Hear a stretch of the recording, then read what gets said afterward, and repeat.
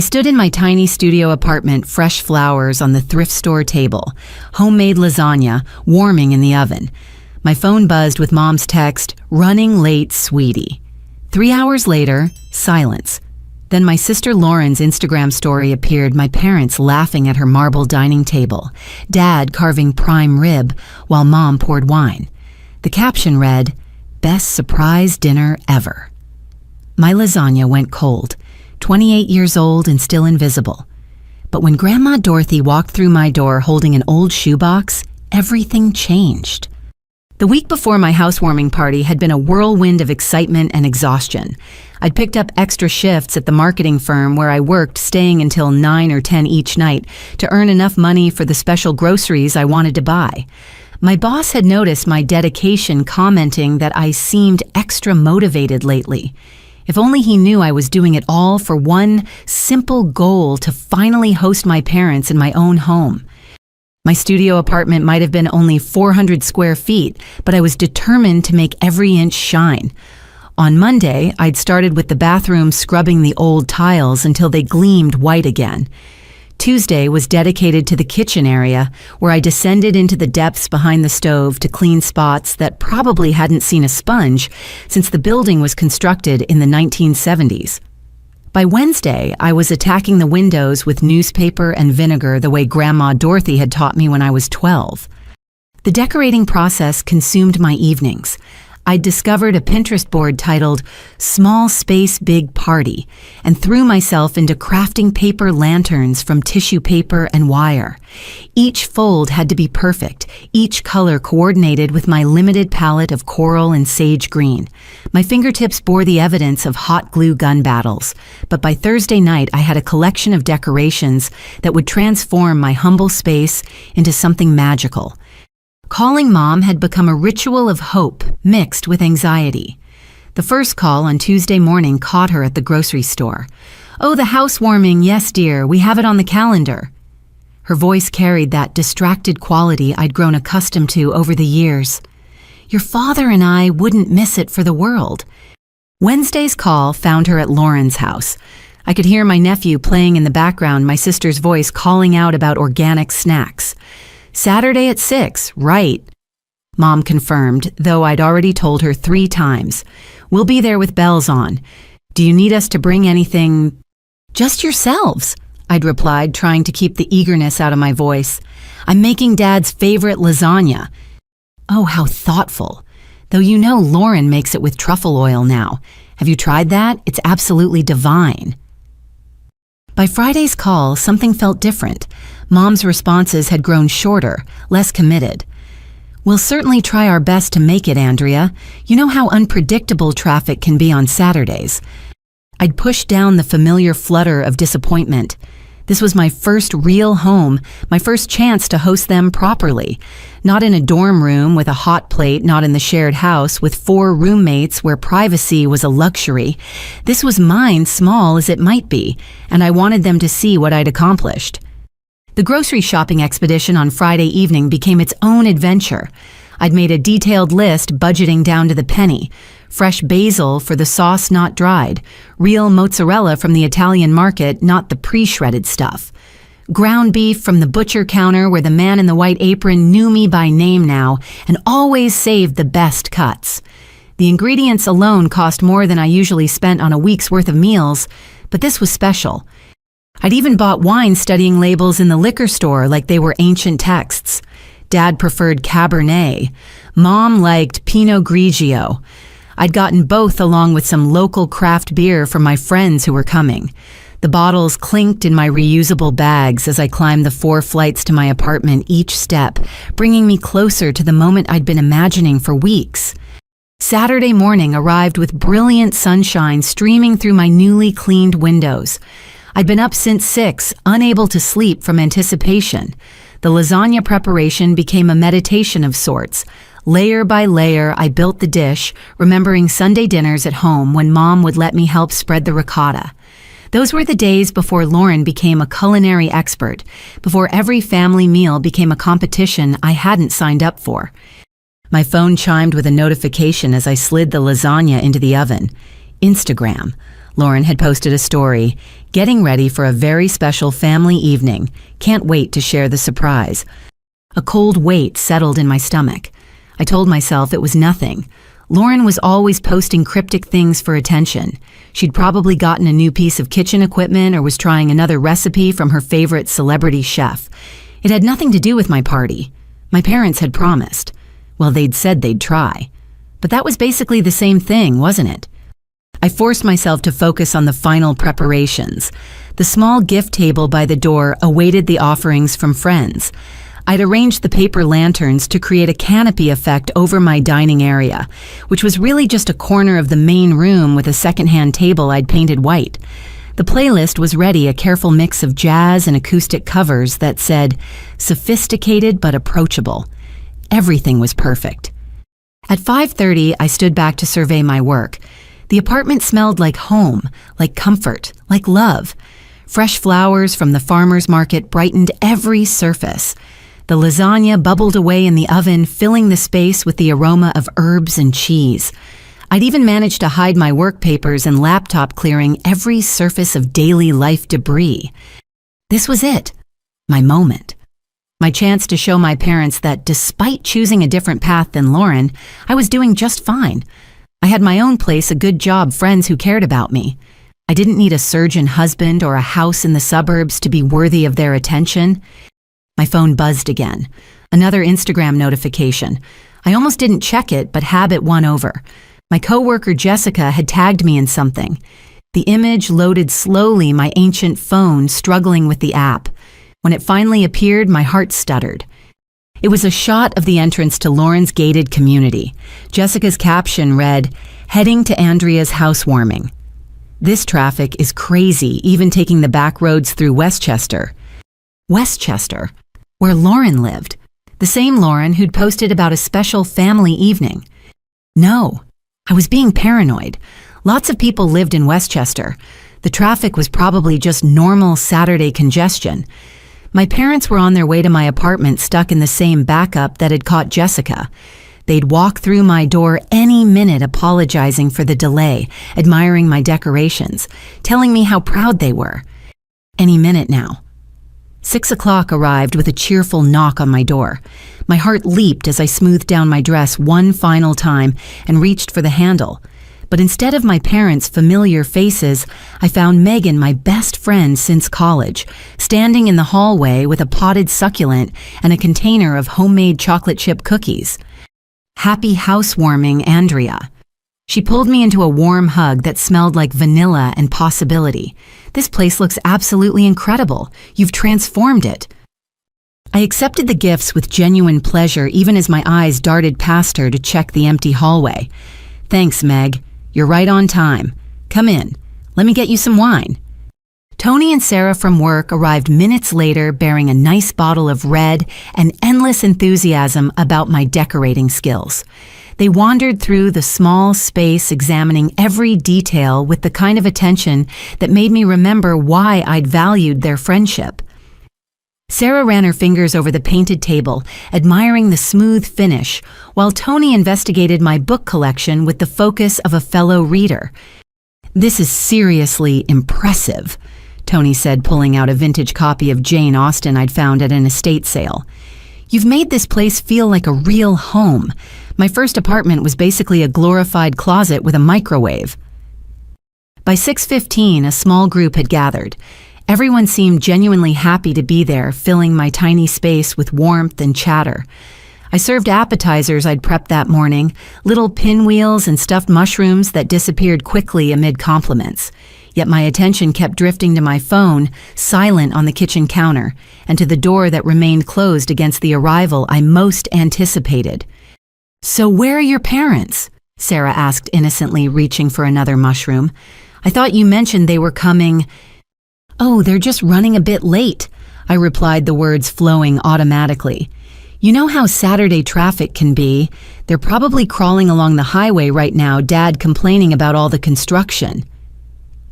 Megan caught my eye with a look that said she wasn't buying it, but she smoothly changed the subject to a story about her own commute nightmare earlier that week. The conversation flowed around me like a gentle current, while I smiled and nodded and tried not to check the time too obviously. 6:30 came and went. The oven timer chimed, announcing the lasagna was ready. I pulled it out, the cheese perfectly golden and bubbling, the smell even more enticing than I'd imagined. Everyone made appreciative noises, but I hesitated. "Should we wait for your parents?" Tony asked, and I could hear the careful neutrality in his voice. "Let's give them a few more minutes," I said, placing the dish on a trivet to cool. "It needs to set anyway." At 6:45, I couldn't ignore it anymore. I picked up my phone to find a single text from Mom sent 20 minutes earlier. "Running late, sweetie. Traffic is awful. Start without us." The words blurred slightly as I stared at them. Start without us. As if this were just any dinner, not my first housewarming, not the event I'd been planning for weeks. I typed back quickly, "No problem. How far away are you?" The message showed as read immediately, but no response came. 7 o'clock. My friends had settled into comfortable conversation, but I caught the worried glances they exchanged when they thought I wasn't looking. The lasagna sat cooling on the counter, its perfect surface beginning to settle and crack. My carefully curated playlist had cycled through twice already. "You know what, let's eat," I announced with forced brightness. "No point in letting good food go cold. They'll be here when they're here." We gathered around my small table chairs borrowed from neighbors to accommodate everyone. I cut generous portions of lasagna steam, rising from each slice, the layers holding together perfectly. Everyone praised it enthusiastically, and I tried to focus on their enjoyment rather than the 2 empty chairs I'd optimistically included. "This is absolutely restaurant quality," Sarah declared, raising her glass. "To Andrea for creating such a beautiful space and bringing us all together." The toast warmed me even as I felt the hollow space where my parents' voices should have been. We clinked glasses, the sound bright and clear in my small apartment. I took a sip of wine and let it slide down my throat, hoping it would dissolve the lump forming there. Conversation meandered through work gossip and weekend plans. Tony regaled us with stories from his recent trip to Portland, complete with photos of food carts and coffee shops.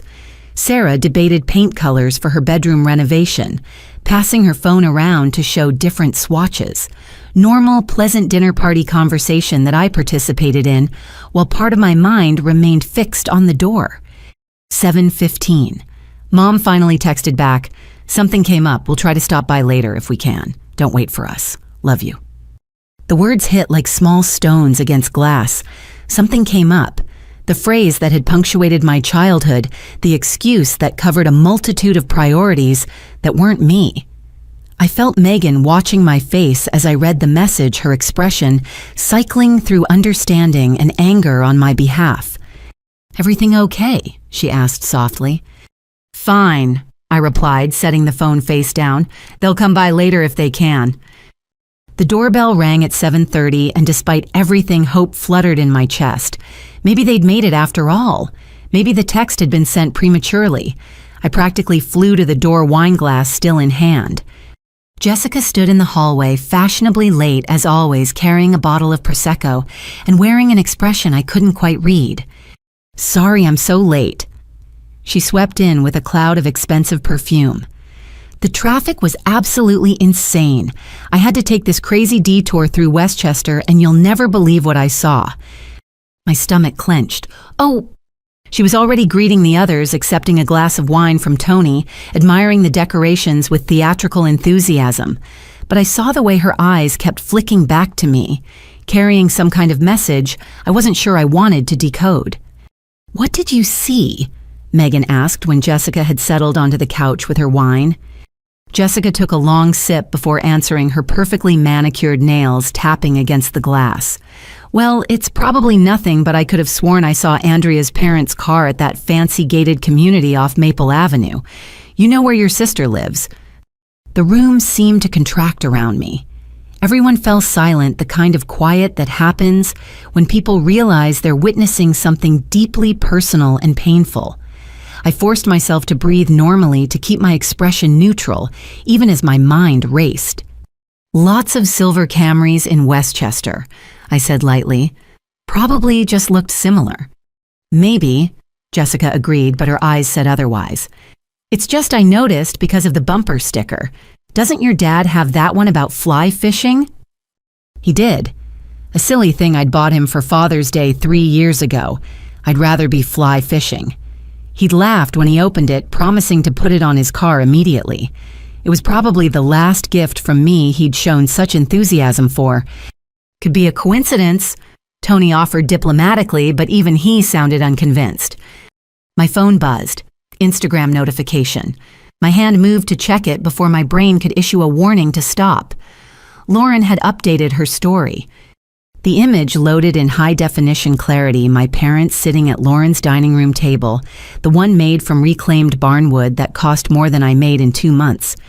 Dad was indeed carving what looked like prime rib, his face animated in laughter at something off camera. Mom held her wine glass aloft in a toast, her smile radiant in a way I hadn't seen directed at me in years. The caption drove the final nail. Best surprise dinner ever, so blessed to have family who drops everything to celebrate with us. Drops everything. Like my housewarming was just a thing to be dropped, an obligation to be shed in favor of better plans. The phone slipped from my numb fingers, saved from hitting the floor only by Megan's quick reflexes. She looked at the screen and I watched her expression harden. Without a word, she handed the phone to Sarah, who passed it to Tony, creating a chain of witness to my humiliation. When it finally made its way back to me, Jessica was the one to break the silence. Andrea, I'm so sorry. That's really messed up.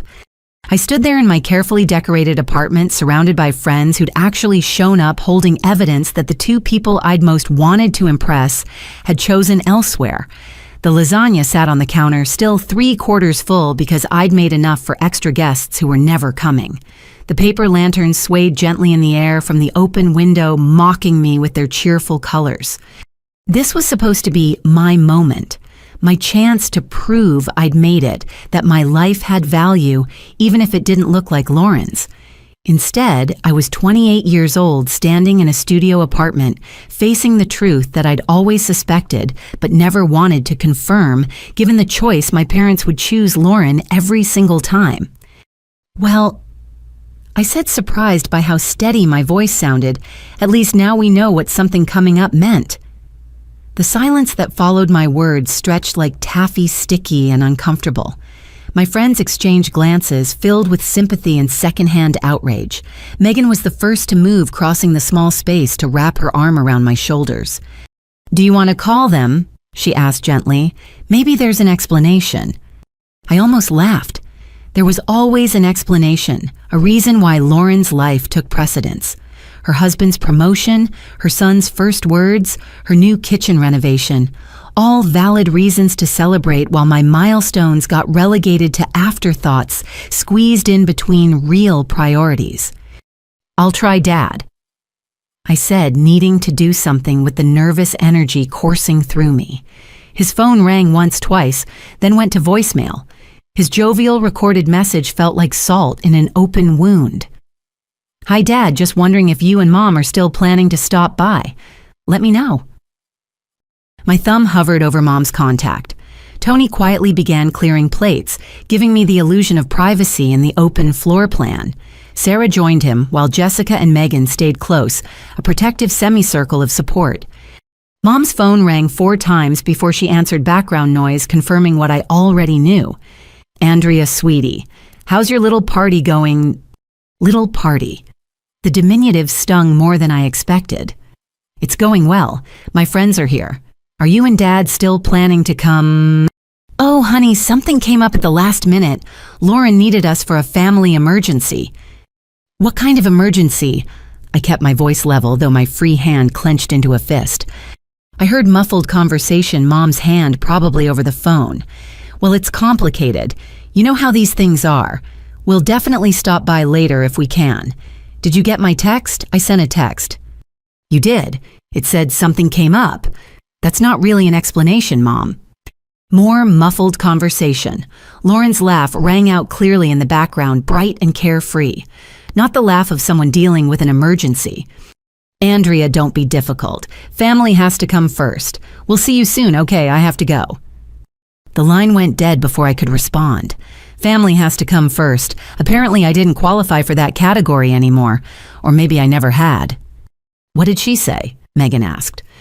Family emergency. I replied air quoting with enough sarcasm to strip paint. The kind where everyone's laughing and toasting. Jessica cleared her throat. Okay, this is probably terrible timing, but my cousin Emma just texted me. She's asking why you're not at Lauren's family reunion. Apparently everyone was invited. The words hit like physical blows. Family, reunion, everyone. The math was simple and cruel.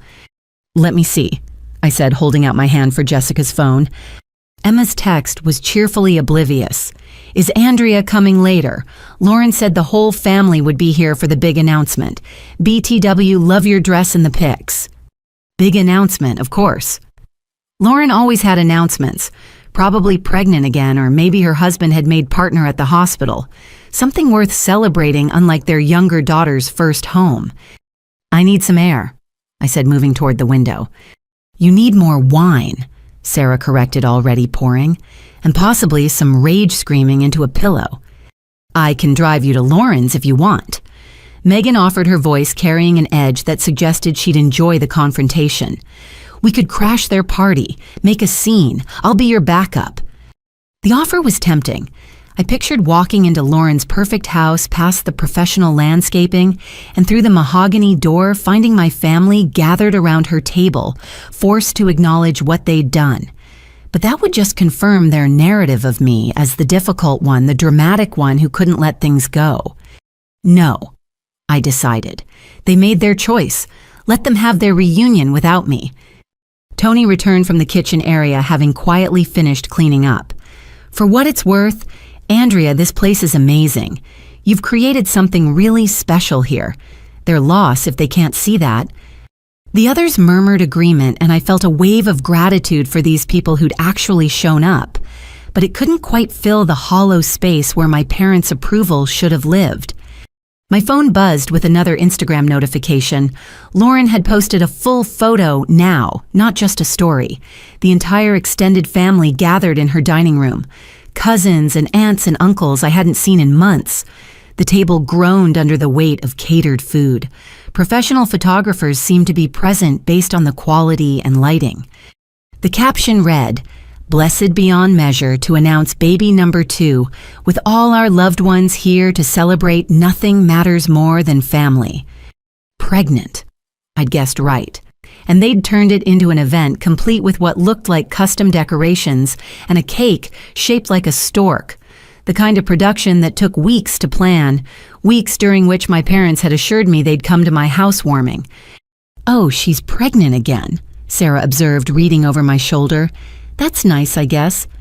"Look at the date on the invitation in the background," Jessica pointed out, zooming in on the image. There it was, partially visible on the sideboard, a printed invitation with today's date, and "Lauren and Marcus request your presence at a special family gathering," in elegant script. This hadn't been spontaneous. It hadn't been an emergency. It had been planned, scheduled, and I'd been deliberately excluded. "I'm going to check something," I said, pulling up my email. It didn't take long to find what I suspected might be there. 3 weeks ago, buried between work messages and promotional emails, a message from Mom with the subject line, "Saturday plans." I opened it with trembling fingers. "Hi, sweetie. Just wanted to confirm we're planning to come to your housewarming on the 15th. Looking forward to seeing your new place. Dad and I wouldn't miss it. Love, Mom." The 15th. Today. She'd known. She'd explicitly promised. And somewhere between that email and tonight, I'd been erased from the schedule in favor of Lauren's announcement. "What is it?" Megan asked, noting my expression. I showed them the email. Tony whistled low. Sarah muttered something unrepeatable. Jessica poured more wine all around. "So they straight up lied," Megan summarized. "They knew about both events and chose Lauren's, then lied about it being last minute." The truth sat heavy in my chest. This wasn't miscommunication or double booking or even favoritism. This was deliberate deception. They'd known I'd been planning this for weeks, known how much it meant to me, and decided I wasn't worth the truth. My cousin Emma called then, her name flashing on the screen. I almost didn't answer, but curiosity won. Andrea, where are you? Her voice was slightly slurred, suggesting the wine had been flowing freely at Lauren's. Your sister said you couldn't make it because of work or something, but I saw your housewarming posts. Are you having 2 parties? No, Emma, just the one. The one I wasn't invited to is happening at Lauren's. Silence. Then, wait, what? But this is a family thing. How were you not invited? Excellent question. Why don't you ask my parents? They're there after all. The ones who promised to come to my housewarming but somehow forgot to mention they'd be at Lauren's instead. Oh my God, Emma's voice dropped. Andrea, I had no idea. Lauren said you knew about it but chose your other thing instead. That's what she told everyone. Of course she had. Lauren never missed an opportunity to paint me as the one who prioritized career over family. The ambitious sister who was too busy for family gatherings, too focused on her own life to participate in theirs. Well, now you know the truth, I said tiredly. Enjoy the party, Emma. This is messed up. I'm going to say something. Please don't. It'll just cause drama and somehow become my fault. Just enjoy the free food and remember this conversation the next time Lauren spins a story about me. I ended the call and looked around my apartment. My friends had quietly continued cleaning up, giving me space to process.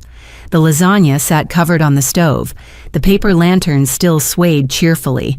Everything exactly as I'd planned, except for the 2 people whose approval I'd apparently never stopped seeking. You know what? I said, squaring my shoulders. Their loss. We have wine, we have lasagna, and we have better company than I would have had anyway. Let's actually enjoy this party. Sarah raised her glass. To Andrea, who's worth 100 family reunions. We toasted, and I tried to mean it when I smiled. But as the evening wore on and my phone stayed silent, I couldn't shake the image of my parents at Lauren's table, celebrating another milestone in her perfect life, while mine went unacknowledged. At least now I knew where I stood. The question was what to do with that knowledge.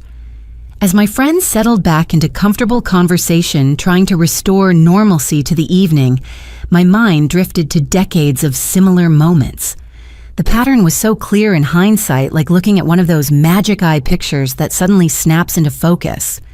It had started early, though I'd been too young to recognize it then.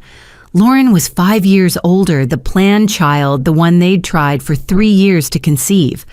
I'd come along accidentally, Mom often joked, just when they'd given up and bought a puppy instead. We were going to name the dog Andrea, she'd say at parties, always getting a laugh. Lauren had been the golden child from day one. Perfect grades came effortlessly to her while I struggled with dyslexia that went undiagnosed until 4th grade. By then I'd already been labeled the problem child, who couldn't sit still, couldn't focus, couldn't be more like her sister. Remember when you won that science fair? Megan asked, pulling me from my reverie. She'd been around long enough to know the family dynamics. Didn't you get like 2nd in state? 3rd, I corrected. Mom couldn't come to the ceremony because Lauren had a violin recital the same day. Dad recorded it on his phone, but he was watching Lauren's performance live stream at the same time, so half the video is just his pocket. Tony looked appalled. That's awful. That's nothing. I continued the wine-loosening years of carefully suppressed memories. When I graduated magna cum laude from college, they almost missed it because Lauren's husband was receiving some medical award. They made it just in time but spent my graduation dinner talking about Marcus's achievements. The memories flowed like water through a broken dam. Every birthday overshadowed by Lauren's accomplishments. Every achievement diminished by comparison. When I'd landed my first real marketing job, the family dinner celebrating it turned into planning for Lauren's wedding. When I'd won a major campaign award at work, it got a brief, "That's nice, dear," before Mom launched into updates about Lauren's pregnancy. The thing is, I said, refilling my glass, I kept trying. I thought if I just achieved enough, succeeded enough, became enough, they'd finally see me. But there's no enough when you're competing with perfection. Sarah leaned forward. But you're not competing. You're just living your life. Try telling them that. When Lauren married a surgeon, Mom asked when I was going to settle down with someone substantial. When they bought their house, Dad wanted to know why I was throwing money away on rent instead of investing in my future. Every choice I made was held up against Lauren's and found wanting. The Christmas dinners were the worst. We'd go around the table sharing our year's accomplishments, a family tradition Dad insisted on. Lauren's list would include charity galas, Marcus's promotions, their son's developmental milestones, their renovations, their investments. When my turn came, my promotion to senior account manager was met with polite smiles and, "That's nice, dear," before Mom would ask if I was seeing anyone special. Last Thanksgiving, I continued. I told them about landing the Morrison Industries account. It was huge for our firm, a multi-million-dollar contract I'd pitched solo. Dad's response: "Speaking of industries, did Lauren tell you Marcus is consulting for 3 Fortune 500 companies now?" Jessica shook her head. "That's so invalidating." The worst part is they don't even realize they're doing it. In their minds, they love us both equally. They just happen to visit Lauren every weekend while I get quarterly dinners squeezed in between their real plans. They just happen to know every detail of Lauren's life while forgetting what I do for a living. I pulled up my phone's photo gallery, scrolling back through years of pictures. Look at this. Mom's birthday 2 years ago. I planned a surprise party coordinated with all her friends, made her favorite cake from scratch. But look who's in the center of every photo. Lauren, radiant as always, holding court while I hovered at the edges, literally and figuratively pushed to the margins of my own event. Oh, and here's a good one.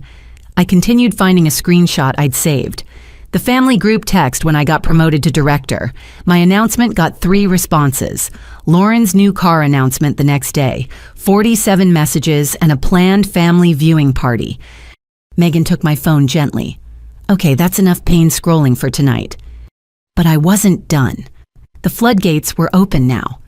You know what really gets me the gaslighting? Whenever I tried to bring it up, I was being too sensitive or keeping score or creating competition where none exists.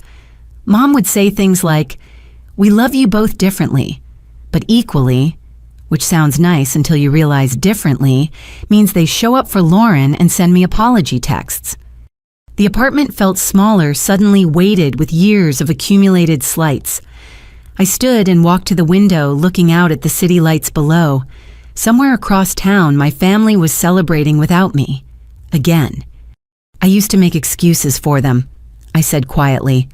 "Lauren's older, she gave them grandchildren, she followed the traditional path they understood. But I'm 28 years old. At some point, I have to accept that it's not about what I achieve or don't achieve. They've chosen their favorite, and it's not me." "Their loss," Tony said firmly. "I mean it, Andrea. You're brilliant, creative, successful, and you managed to make a shoebox apartment feel like a home. If they can't see that it's their failure, not yours." I smiled weakly at him. I know that logically, but logic doesn't stop it from hurting. My phone buzzed with another notification.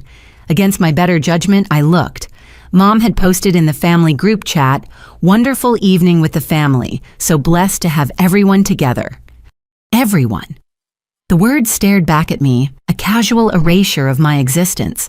I wasn't even a footnote in their perfect family narrative anymore. I found the email where I told Mom about the housewarming. I said, pulling up my sent folder. "Look, I sent it 6 weeks ago." She responded saying she was putting it on their calendar immediately. Then 3 weeks ago, she confirmed they'd be here. But look at this.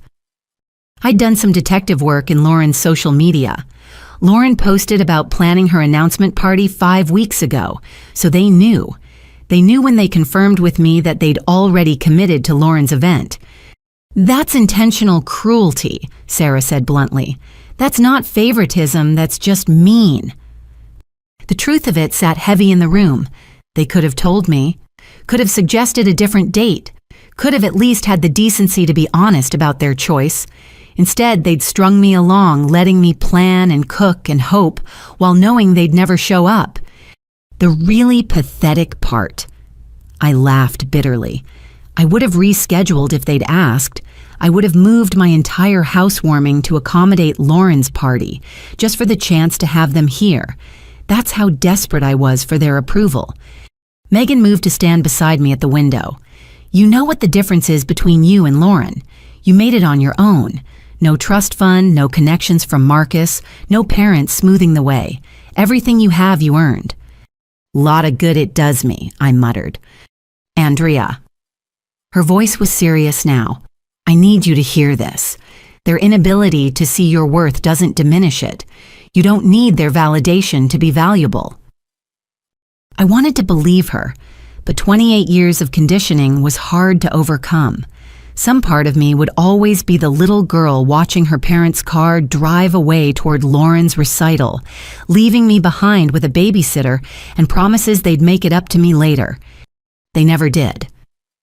The doorbell rang at 9:30 just as my friends were debating whether to open another bottle of wine.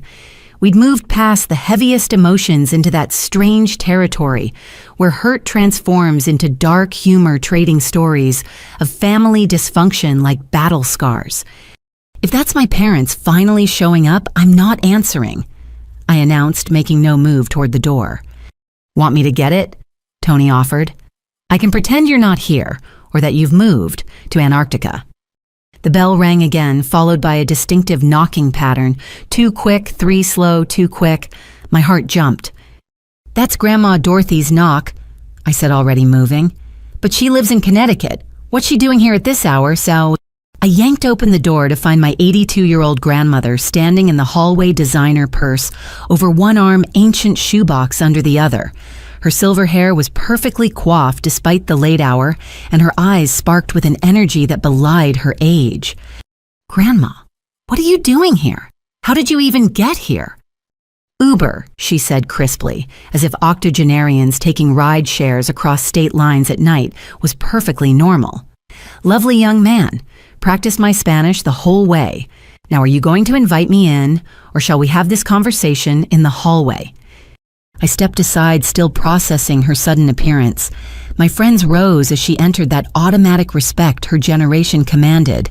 She surveyed the apartment with sharp eyes, taking in the decorations, the remnants of dinner, the wine bottles, and the forced cheer on everyone's faces. Introductions can wait, she announced, setting her purse down with authority. First, Andrea, why do you look like someone killed your puppy? I'm fine, Grandma. Just surprised to see you. I thought you were at Lauren's party. Her expression darkened. Is that what they told you, that I was there? No, I just assumed. It's a family reunion. Lauren's announcing her pregnancy. Everyone's there. Not everyone, Grandma Dorothy said pointedly. I received my invitation 3 weeks ago. Fancy thing probably cost more than my monthly grocery bill. But I noticed something interesting. Your name wasn't on it. The room went quiet. Megan gestured for Grandma to take her seat on the couch, which she did with surprising grace for someone who'd just traveled from Connecticut. I called your mother. Grandma continued accepting the glass of water Sarah quickly provided, asked why my granddaughter wasn't invited to a family event. Do you know what she said? I shook my head, sinking onto the couch beside her. She said you were having some little work thing and probably couldn't make it anyway. A work thing, on a Saturday night. Her voice carried decades of disappointment. I've lived through the Depression, a world war, and 7 decades of marriage to your grandfather. I know horse manure when I smell it. Tony tried to suppress a laugh and failed. Grandma Dorothy shot him an approving look. So I asked around, she continued. Called Emma, bless her heart. She's not the brightest bulb, but she's honest. Told me all about your housewarming party that you'd been planning for weeks, the one your parents promised to attend. Grandma, it's okay, really. They had a conflict. Balderdash, she waved dismissively. They had a choice, and they made it, just like they've been making it for 28 years. She paused, studying my face with those penetrating blue eyes that seemed to see through every brave front I'd ever constructed. I chose too, she said quietly. Between their staged announcement party and my granddaughter's first real home. Wasn't even close. My eyes burned with sudden tears. You came all this way just for my housewarming. Of course I did, though I must say the invitation could have been clearer. I had to get your address from that nice boy at your office. I didn't think... Mom said she'd tell you about it. Like she told me about your promotion last year, or your award, or that lovely young man you dated who she never bothered to meet. Grandma patted my hand. I may be old, Andrea, but I'm not blind. I see what goes on. Jessica leaned forward, clearly fascinated. Mrs. Dorothy, what's in the box? Grandma's expression shifted, becoming almost sly. Patience, dear. First, I want to enjoy this party. Andrea, is that your famous lasagna I smell? The one with the secret ingredient your great-grandmother taught you. You remember that? I remember everything important, unlike some people who forget which daughter exists when the other one snaps her fingers. We spent the next half hour in surprisingly comfortable conversation. Grandma Dorothy charmed everyone with stories from her youth tales of sneaking out to dance halls and lying about her age to join the Women's Army Corps. She asked each of my friends about themselves with genuine interest, remembering details and asking follow-up questions that showed she was truly listening. You've chosen good people, she told me as Sarah recounted her path to graphic design. That's a gift, you know. Being able to recognize quality in others. Not everyone can do that. The shoebox sat beside her, unopened, but somehow commanding attention, like Chekhov's gun waiting to go off. Every time someone's eyes drifted toward it, Grandma would smile mysteriously and change the subject. Now then, she finally said, setting down her empty plate. I suppose you're all wondering about this old thing. The suspense is killing me, Megan admitted. Grandma's fingers traced the faded corners of the box. This has been in my closet for 40 years, waiting for the right moment. I thought perhaps I'd leave it for after I'm gone, but recent events have convinced me otherwise. She turned to me. Andrea, do you know why I live in that brownstone in Brooklyn? Because you and Grandpa bought it when you got married. Half right, we bought it, yes, but it wasn't for us. It was an investment property. We lived in Queens in a little apartment not much bigger than this. The brownstone was supposed to be our retirement fund. This was news to me, but you've lived there since before I was born. Since your father was in college, actually. We moved in temporarily when Grandpa got sick, easier to manage one property than two. Then he passed and I just stayed. Couldn't bear to sell it. Too many memories by then. She opened the box, carefully revealing a stack of yellowed papers and old photographs. Your parents don't know this, she continued, but I've been documenting things. Call it an old woman's hobby. She pulled out the first document, the original deed to the brownstone. My eyes widened as I recognized the address. That property had to be worth millions in today's market. Lauren lives there now, I said slowly. You've been letting her family stay rent-free for 3 years. At your parents' insistence, family helping family, they said, just until Marcus got established. Her tone suggested what she thought of that arrangement. 3 years of temporary that keeps extending. The next item was a handwritten will dated just last month. Grandma handed it to me without ceremony. I scanned it quickly, then read it again, certain I'd misunderstood. Grandma, this says, this leaves everything to me. The brownstone, the investments, all of it. About $3.2 million in total assets, she said casually as if discussing grocery money, give or take market fluctuations. The room erupted in gasps. I stared at the paper, then at her, unable to form words. But Lauren, Mom and Dad, get nothing. Her voice was firm. Oh, there are some small bequests, sentimental items, but the bulk, that's yours. I don't understand why. She pulled out the photographs, then spreading them across the coffee table. Pictures I'd never seen. Me at 8, helping her plant roses. At 12, spending my spring break caring for her after foot surgery, while Lauren went to Cabo. At 16, the only grandchild who remembered her birthday without prompting. At 22, visiting every Sunday while in college, even though it meant 2 hours on the subway. These, she said, pulling out a manila folder, are every card, letter, and email you've sent me over the years, organized by date. And these, another folder, are Lauren's. Notice the difference. My folder was thick with correspondence. Lauren's held perhaps a dozen generic holiday cards, most clearly written by Marcus. But it's not about quantity, Grandma continued. It's about character. You visit because you want to, not because you need something. You remember my doctor's appointments. You call just to chat. You treat me like a person, not a bank account or a free babysitter. Lauren's always been busy, I said weakly, some ingrained loyalty still defending my sister. Lauren's been plenty free to visit when she needs a loan or someone to watch her son. Grandma's voice turned steely. Did you know she and your parents have been pressuring me to sign power of attorney papers for my own good, they say, so they can help manage things? My blood chilled. What? Oh yes, started about 6 months ago. Subtle at first. Comments about my age, my memory, suggestions that managing property is too much stress. Then Marcus started leaving brochures for lovely retirement communities around the house. Tony whistled low. They're trying to force you into a nursing home. To free up the brownstone, I suspect. Lauren's mentioned several times how much renovations would cost if only they owned the place outright. Your parents support the idea, of course. They think I don't know about their little family meetings where they discuss my declining capacity. That's elder abuse, Sarah said flatly. My mom's a social worker. What they're describing is literally elder abuse. Grandma smiled grimly, which is why I've taken precautions. She pulled out the final document.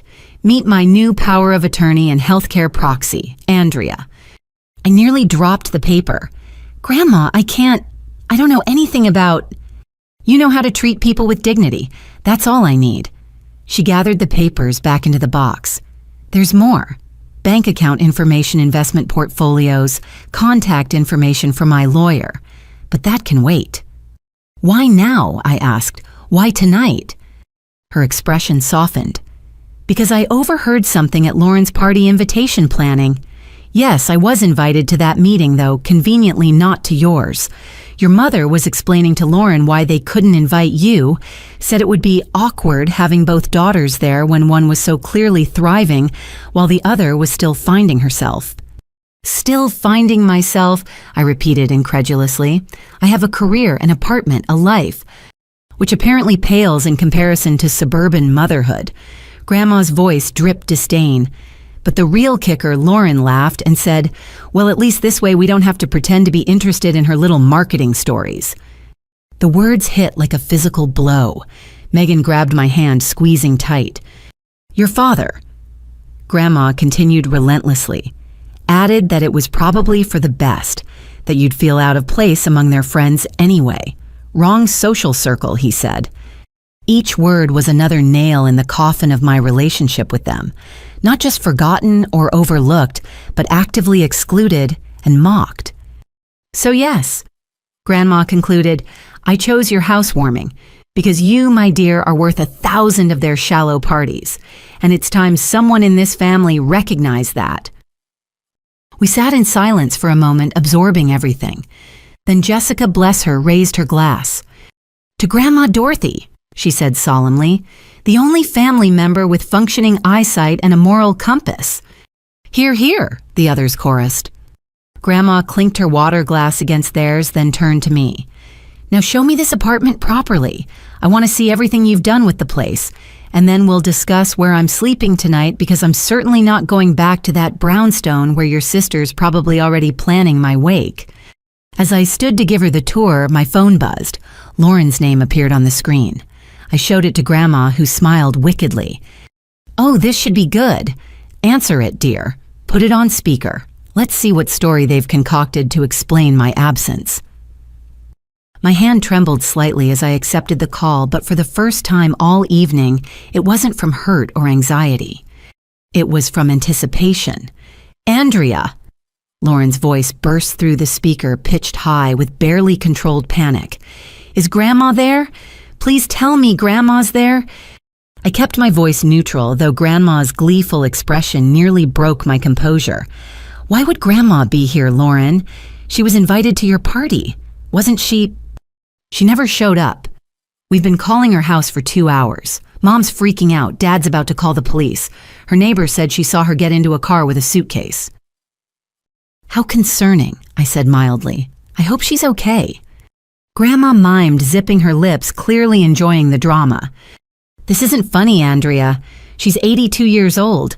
She could be wandering somewhere confused. You know how she's been lately.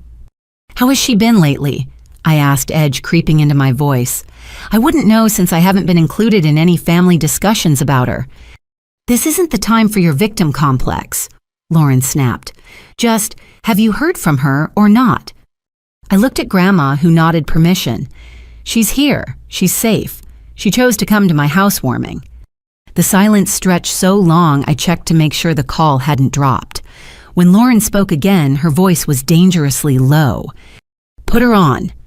She doesn't want to talk right now, I said, following Grandma's hand gestures. She's tired from the journey. The journey, Andrea. What did you do?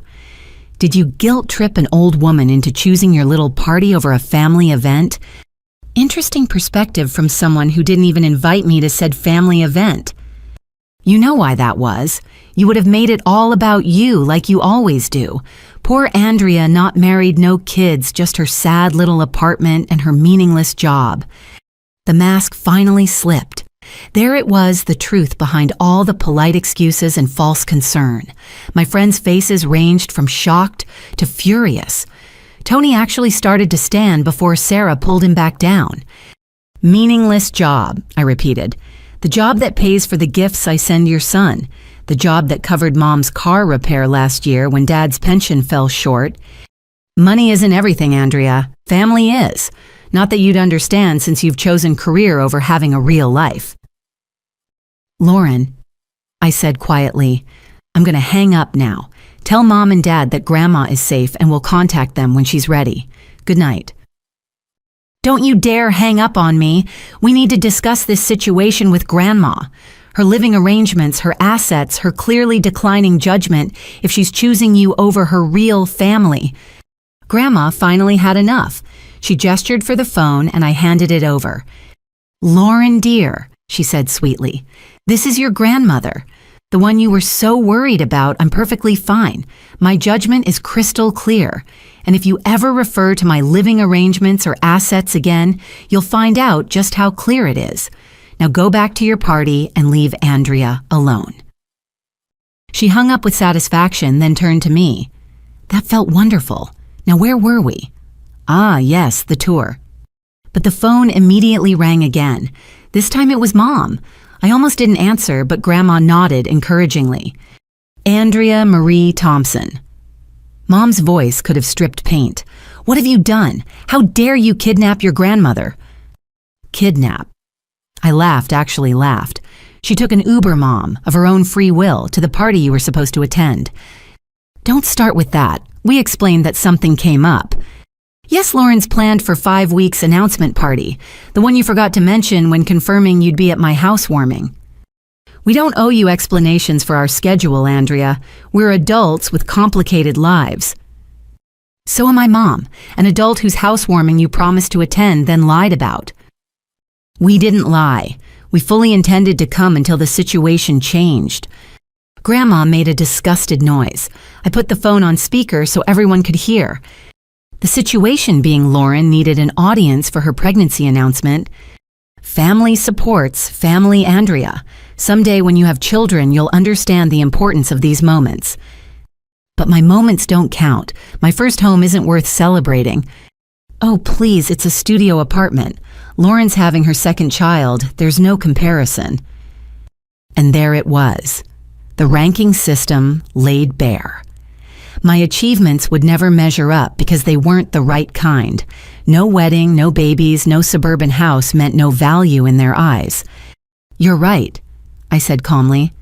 There's no comparison. Lauren gets your automatic support while I get leftovers. If that, message received loud and clear. Now you're being dramatic. We love you both equally. Really? When's the last time you visited me, Mom?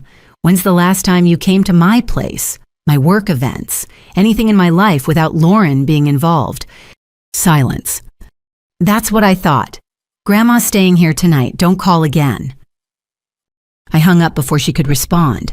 My hands were shaking, but not from sadness this time. It was pure, clean anger, the kind that clarifies rather than clouds. "Well done," Grandma said approvingly. "Now shall we continue with the box? I believe there's more to show you." She pulled out additional documents, bank statements showing regular transfers from my checking to my parents' account over the past 3 years. Loans I'd given that were never mentioned again. Tickets I'd bought for family events where I'd been an afterthought. The money I'd spent trying to buy my way into their affection. "This is why you live so frugally," Megan observed, looking at the numbers. "You've been supplementing your parents' lifestyle." "They've had some hard times." I started to defend, but Grandma cut me off. "They've had Lauren's husband's financial advice, which amounts to living beyond their means, expecting inheritances to cover the gap." She pulled out more papers, specifically my inheritance. "Look at this." It was an email printout between my parents and Lauren discussing how to approach Grandma about power of attorney. The language was careful, but the intent clear. They needed access to her assets to solve their financial problems. The retirement community they picked out, Grandma showed another brochure, costs $2,000 a month. Conveniently renting out the brownstone would net them $15,000 a month after expenses. Guess where the extra would go? I couldn't find words. "Criminal," Tony suggested. "Definitely unethical." Grandma wasn't done. The box seemed bottomless, each document another revelation. Photographs of every birthday Lauren's family had celebrated at the brownstone while I wasn't invited. Screenshots of family group texts I'd been excluded from. A family tree Lauren had made for her son with my branch conspicuously absent. "But this," Grandma said, pulling out a final envelope, "this is why I'm doing all of this tonight." Inside was a letter from a nursing home, not a brochure, but an actual intake form, partially filled out, with Grandma's information. "They were going to commit you," Sarah gasped. "Next month, apparently, after Marcus's evaluation of my mental state. Did I mention he's not a psychiatrist? He's an orthopedic surgeon, but they figured any doctor would do for their purposes."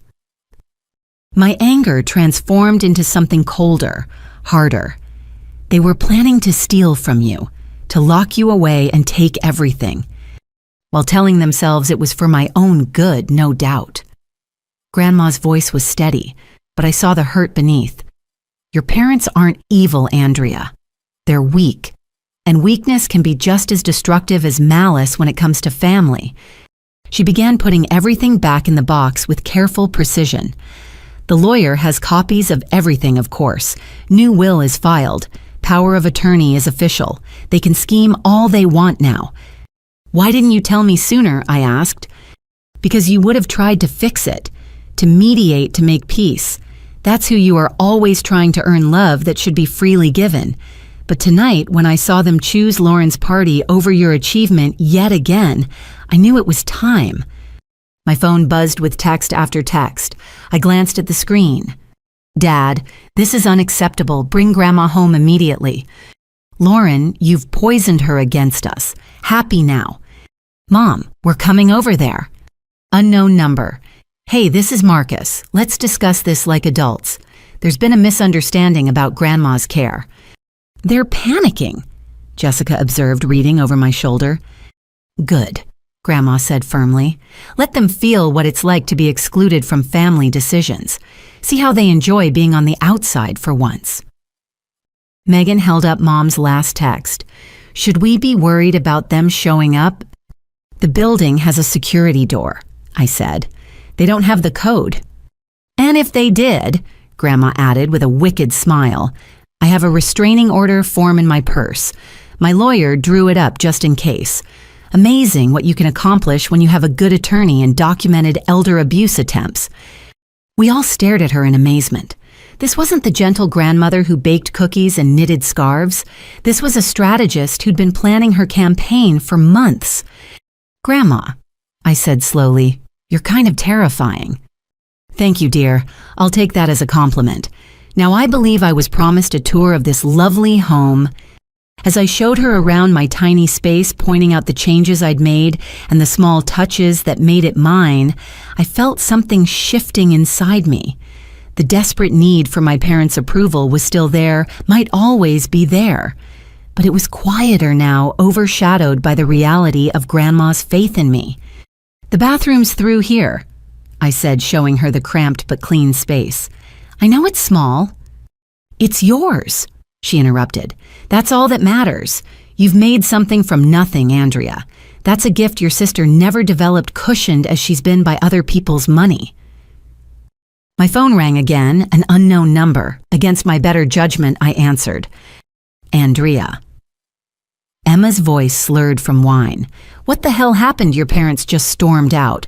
Lauren's crying. The party's ruined.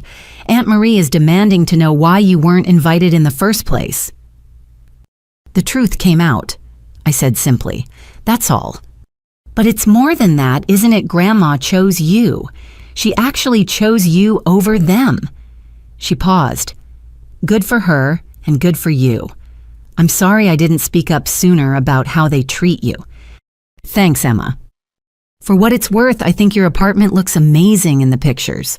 Maybe I could come see it sometime, without the rest of them." "I'd like that." After hanging up, I found Grandma had made herself comfortable on my couch shoes, off looking more relaxed than I'd seen her in years. "So," she said, patting the seat beside her, "tell me about your plans. Your real plans, not the watered-down version you share at family dinners." For the next hour, I talked about my career goals, my hope to start my own agency someday, my dreams of travel and growth and possibility. She listened with genuine interest, asking questions that showed she understood and valued my ambitions. "That's my girl," she said when I finished. "Now let's discuss practicalities. The brownstone will be yours, but not immediately. I plan to stick around for a while yet. However, I want to set up a trust to help you with a down payment on a real home now, somewhere with enough room for when I come visit." "Grandma, I can't accept." "You can and you will. Consider it back payment for all the emotional labor you've done keeping this family functional. Or better yet, consider it an investment in the only family member who sees me as a person rather than a piggy bank." My friends had gradually gotten ready to leave, sensing this was becoming a private family moment. Each hugged me goodbye, whispering support and congratulations. Megan was last promising to check in tomorrow. As the door closed behind them, I turned to find Grandma watching me with knowing eyes. "You've built something here," she said quietly.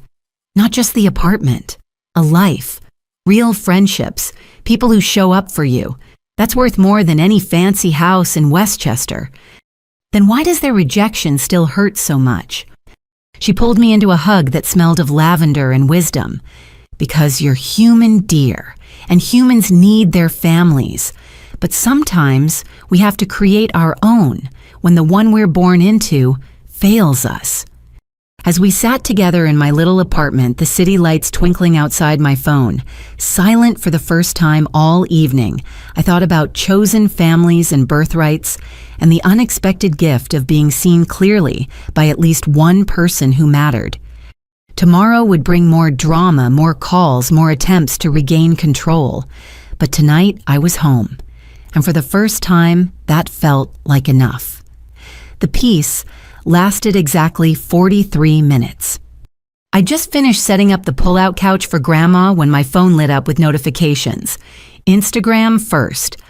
I opened it to find Lauren had been busy. She'd posted a series of photos from her party, each carefully curated to show the perfect family gathering. But it was the final post that made my blood run cold. A photo of Grandma's empty chair at the dinner table. The caption, "When family members manipulate our elderly loved ones for financial gain, it breaks our hearts. Praying Grandma Dorothy sees through the deception before it's too late." The comments were already pouring in. Lauren's friends expressing shock and sympathy, relatives asking what happened, and then buried among them a comment from our mutual acquaintance. "Isn't this about Andrea's housewarming? Why wasn't she invited to the family party?" Lauren had deleted that comment within minutes, but screenshots were already circulating. The internet had receipts. "What is you frowning at your phone?" Grandma asked, emerging from the bathroom in the spare pajamas I'd found for her. I showed her the post. Her expression went from amused to furious in seconds. That manipulative little... She caught herself. "Give me your phone, dear. It's time I joined the modern age." "Grandma, you don't have to..."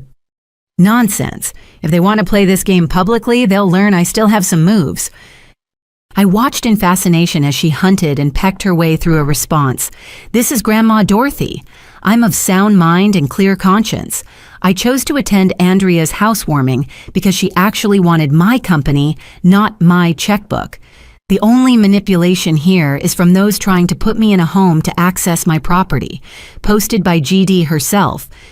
"There," she said with satisfaction. "Now help me share this on my own page. I may be old, but I'm not dead yet." Within minutes, her comment had more likes than Lauren's original post. Family members started choosing sides, and the dirty laundry was airing spectacularly. My doorbell rang at 10:45. The security camera showed Lauren standing in the lobby. Her perfect party dress wrinkled her mascara slightly smudged. She was alone. "Don't let her up," Grandma advised. "Nothing good comes from late-night confrontations." But I was done hiding. "I'll meet her in the lobby. Keep the chain on the door just in case." I took the elevator down, my heart hammering, but my resolve steady. Lauren was pacing by the mailboxes when I arrived, her heels clicking on the worn tile. "Andrea," she whirled to face me. "What have you done?" "Be more specific." "I've done a lot tonight. Hosted a party, served lasagna, caught up with Grandma." "This isn't funny. You've turned her against us, filled her head with lies." "What lies would those be? That you've been planning to put her in a home? That you've been living rent-free in her $1 million property while scheming to take the rest?" "Oh, wait, those are facts." Lauren's face cycled through several expressions before settling on wounded innocence. "We're concerned about her welfare. She's getting older, more forgetful. The brownstone is too much for her to manage." "So you decided to manage it for her. How charitable." "You don't understand. Marcus and I have expenses. Private school for James, the new baby coming. Mom and Dad have their own financial struggles. The brownstone is just sitting there worth a fortune while we're all struggling." "I'm not struggling," I pointed out. "Maybe because I live within my means instead of expecting an inheritance to fund my lifestyle." "Of course you're not struggling. You only have yourself to worry about. No family responsibilities, no real obligations. Must be nice to be so selfish." The word hung between us like a slap. Selfish. For working hard, paying my own way, not breeding beyond my budget. "You know what's selfish?" I said quietly. "Planning to lock away your grandmother to steal her home. Excluding your sister from family events because she makes you feel insecure. Lying to everyone about why I'm not there." "I don't feel insecure about you." The protest was too quick, too loud. "Why would I? I have everything. The husband, the house, the children, the life Mom and Dad always wanted for us. Then why work so hard to keep me out?" She faltered for a moment, then rallied. "Because you make everything about you. Your career, your achievements, your struggles. It's exhausting." When have I ever made your events about me? Name one time." She opened her mouth, then closed it. The silence stretched. "That's what I thought. The truth is, you can't stand that I might be happy without following your blueprint, that I might have worth without a wedding ring or a baby announcement. At least I have a family. So do I. They just showed up to my party tonight instead of yours." Her face crumpled, then the perfect mask finally cracking. "It's not fair. I did everything right. Got married, had babies, hosted dinners. Why is she choosing you?"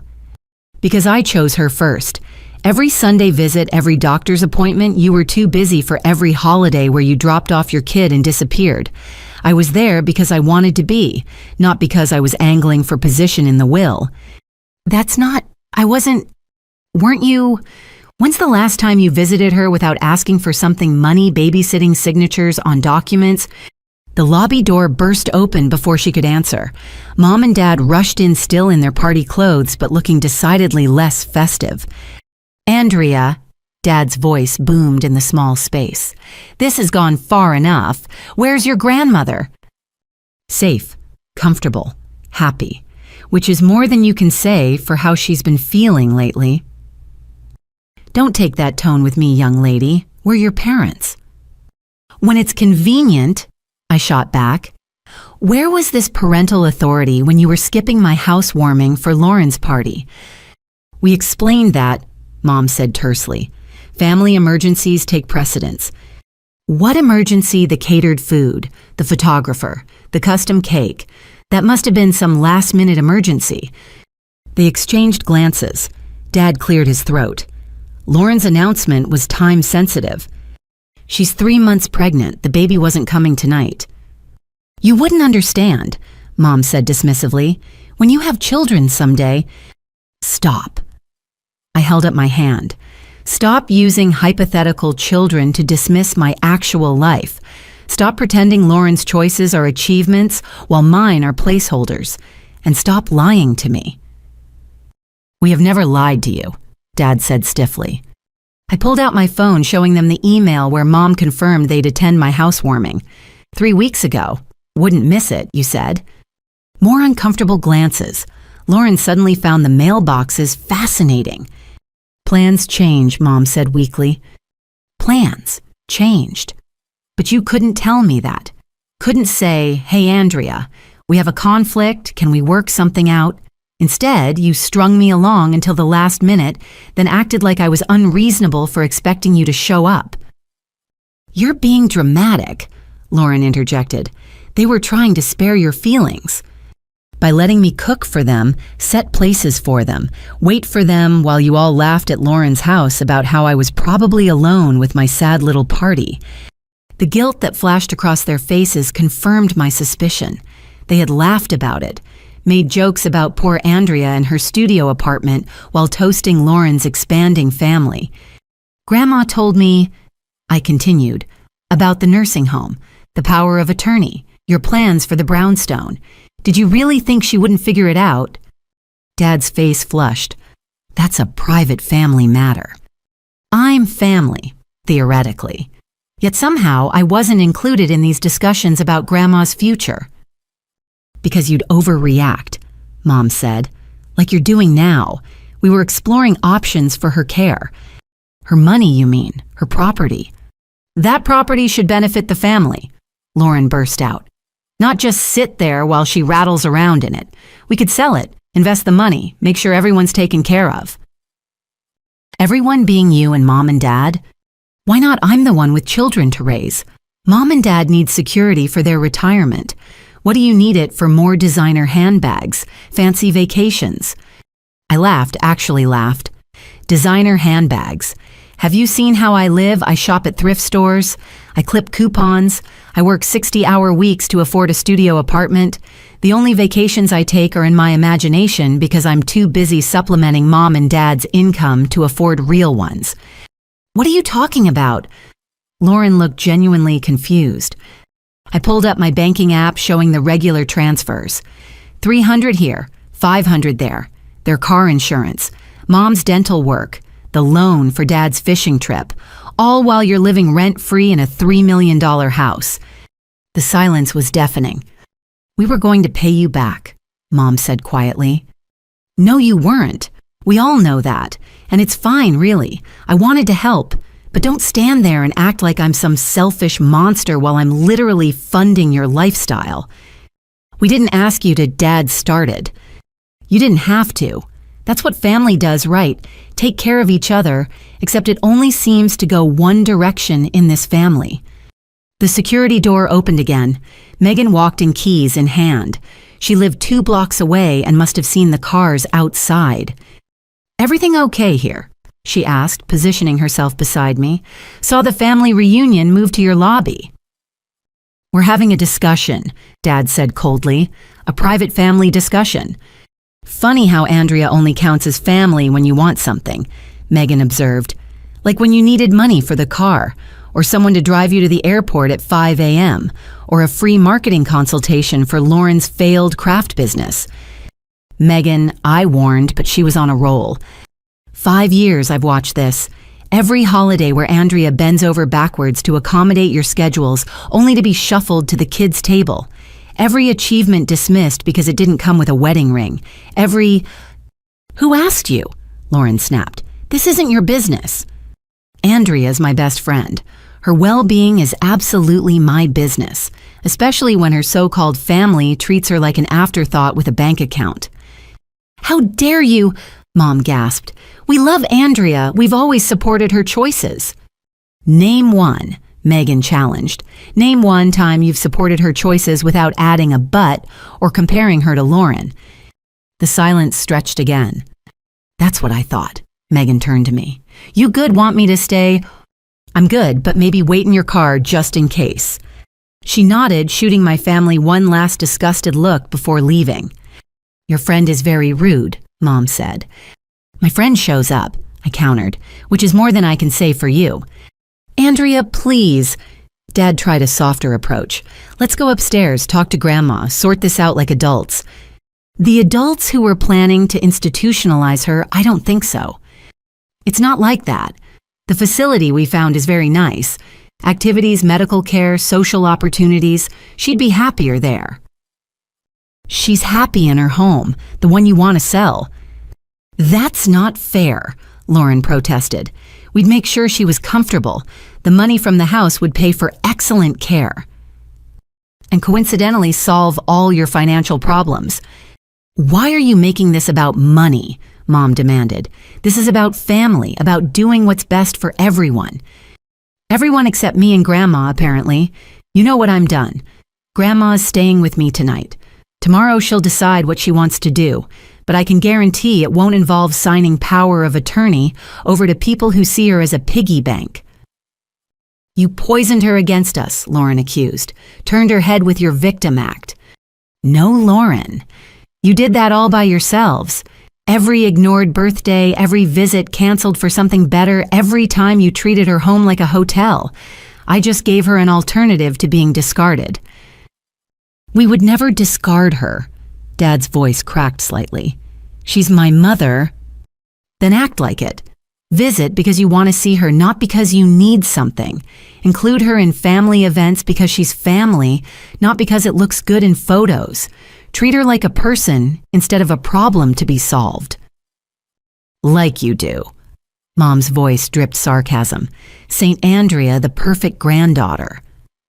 I'm not perfect, but I'm present, and right now that's enough. I turned to go, then stopped. Oh, and Lauren, delete that Instagram post before Grandma decides to get really creative with social media. She's got documentation you don't want public. Is that a threat? It's a suggestion from your selfish little sister who's about to go upstairs and make sure our grandmother is comfortable in my sad little apartment where she's actually wanted. I walked to the elevator without looking back. As the doors closed, I heard Mom say, "This is all your fault, Lauren. If you hadn't posted that picture..." The family unity was cracking. Good. Maybe if they turned on each other, they'd leave Grandma and me alone. Upstairs, I found Grandma reading one of my books, looking utterly untroubled by the drama below. How'd it go? She asked, not looking up. About as expected. They're in the lobby, probably plotting their next move. Let them plot. I've got moves they haven't thought of yet. She patted the couch beside her. Come sit. Tell me about that nice boy, Tony. He seemed very attentive tonight. I laughed despite everything settling beside her. Grandma, really now? What better time life goes on, dear. Even when family disappoints us, life goes on. As I told her about Tony and my job and my plans, the weight of the evening began to lift. My family might be in chaos, but here in my tiny apartment with my grandmother who chose me and my friends who showed up, I was home. And that I realized was enough. By 11:30, the banging on my door started. Not knocking, banging the kind that neighbors complain about.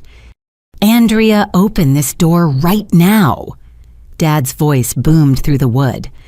Grandma looked up from her book with mild interest.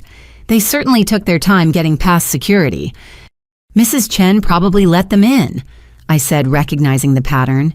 She's always forgetting the door code and just buzzes everyone up. Andrea, we know you're in there. Should I call the police? Grandma asked conversationally as if discussing the weather. I have that nice officer's card from when I filed the elder abuse report. You filed a report? This was news to me. Just a precaution.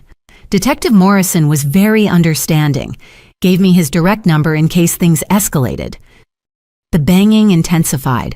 Lauren's voice joined the chaos. This is ridiculous! We're your family! I approached the door, leaving the chain on. It's nearly midnight.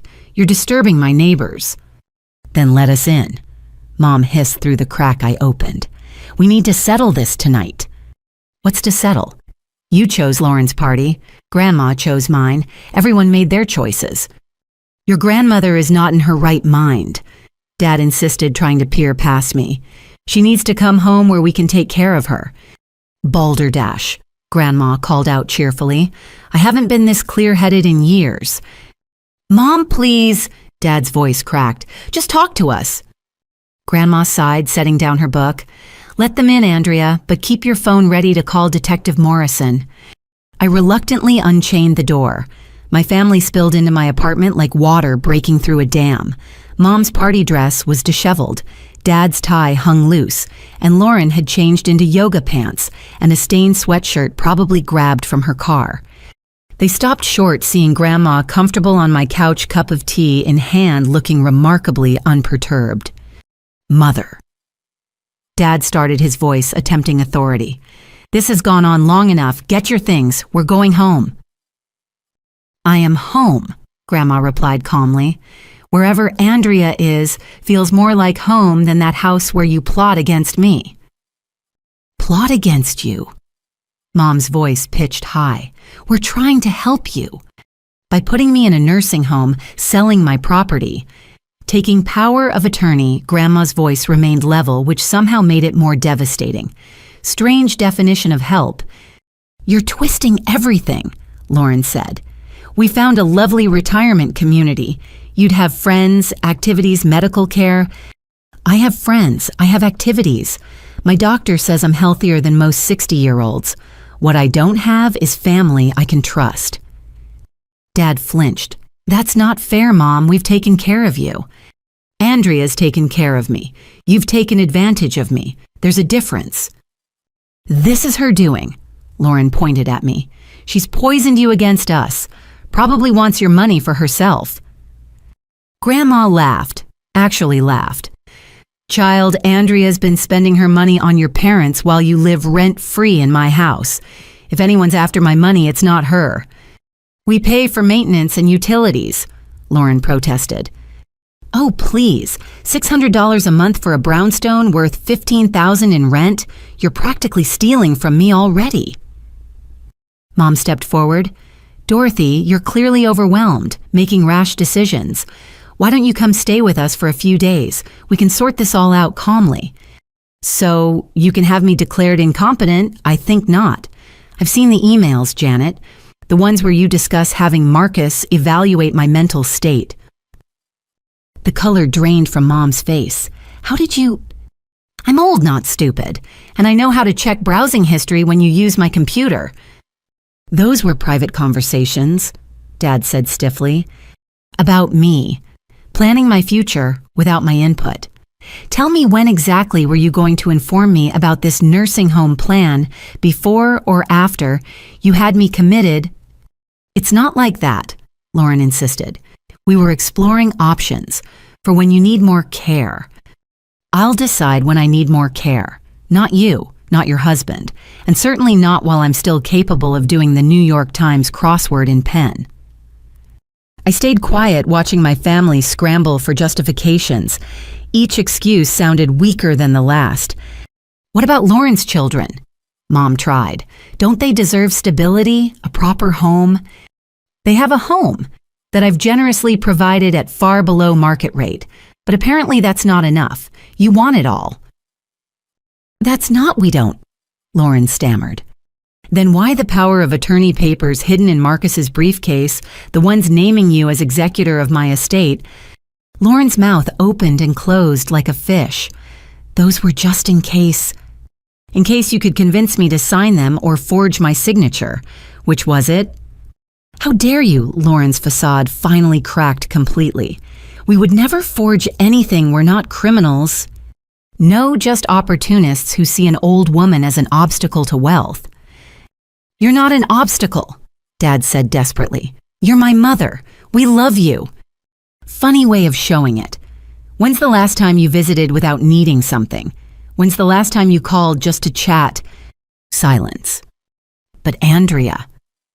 Grandma continued, visits every Sunday, calls 3 times a week, remembers my doctor appointments, brings me library books, takes me to lunch at that little Indian place I like. Not because she has to, because she wants to. We have busy lives, Mom protested. Lauren has children. We have obligations. And Andrea has a demanding career, yet she makes time. Curious how that works. My phone buzzed. A text from my neighbor. Everything okay, heard shouting. I typed back, family drama, sorry for the noise. The bottom line. Dad said trying to regain control is that you're making decisions based on emotion rather than logic. The brownstone is too big for you. The retirement community would be safer. The brownstone is perfect for me. 3 floors, yes, but I only use 2. The garden I've tended for 40 years. Neighbors who know me.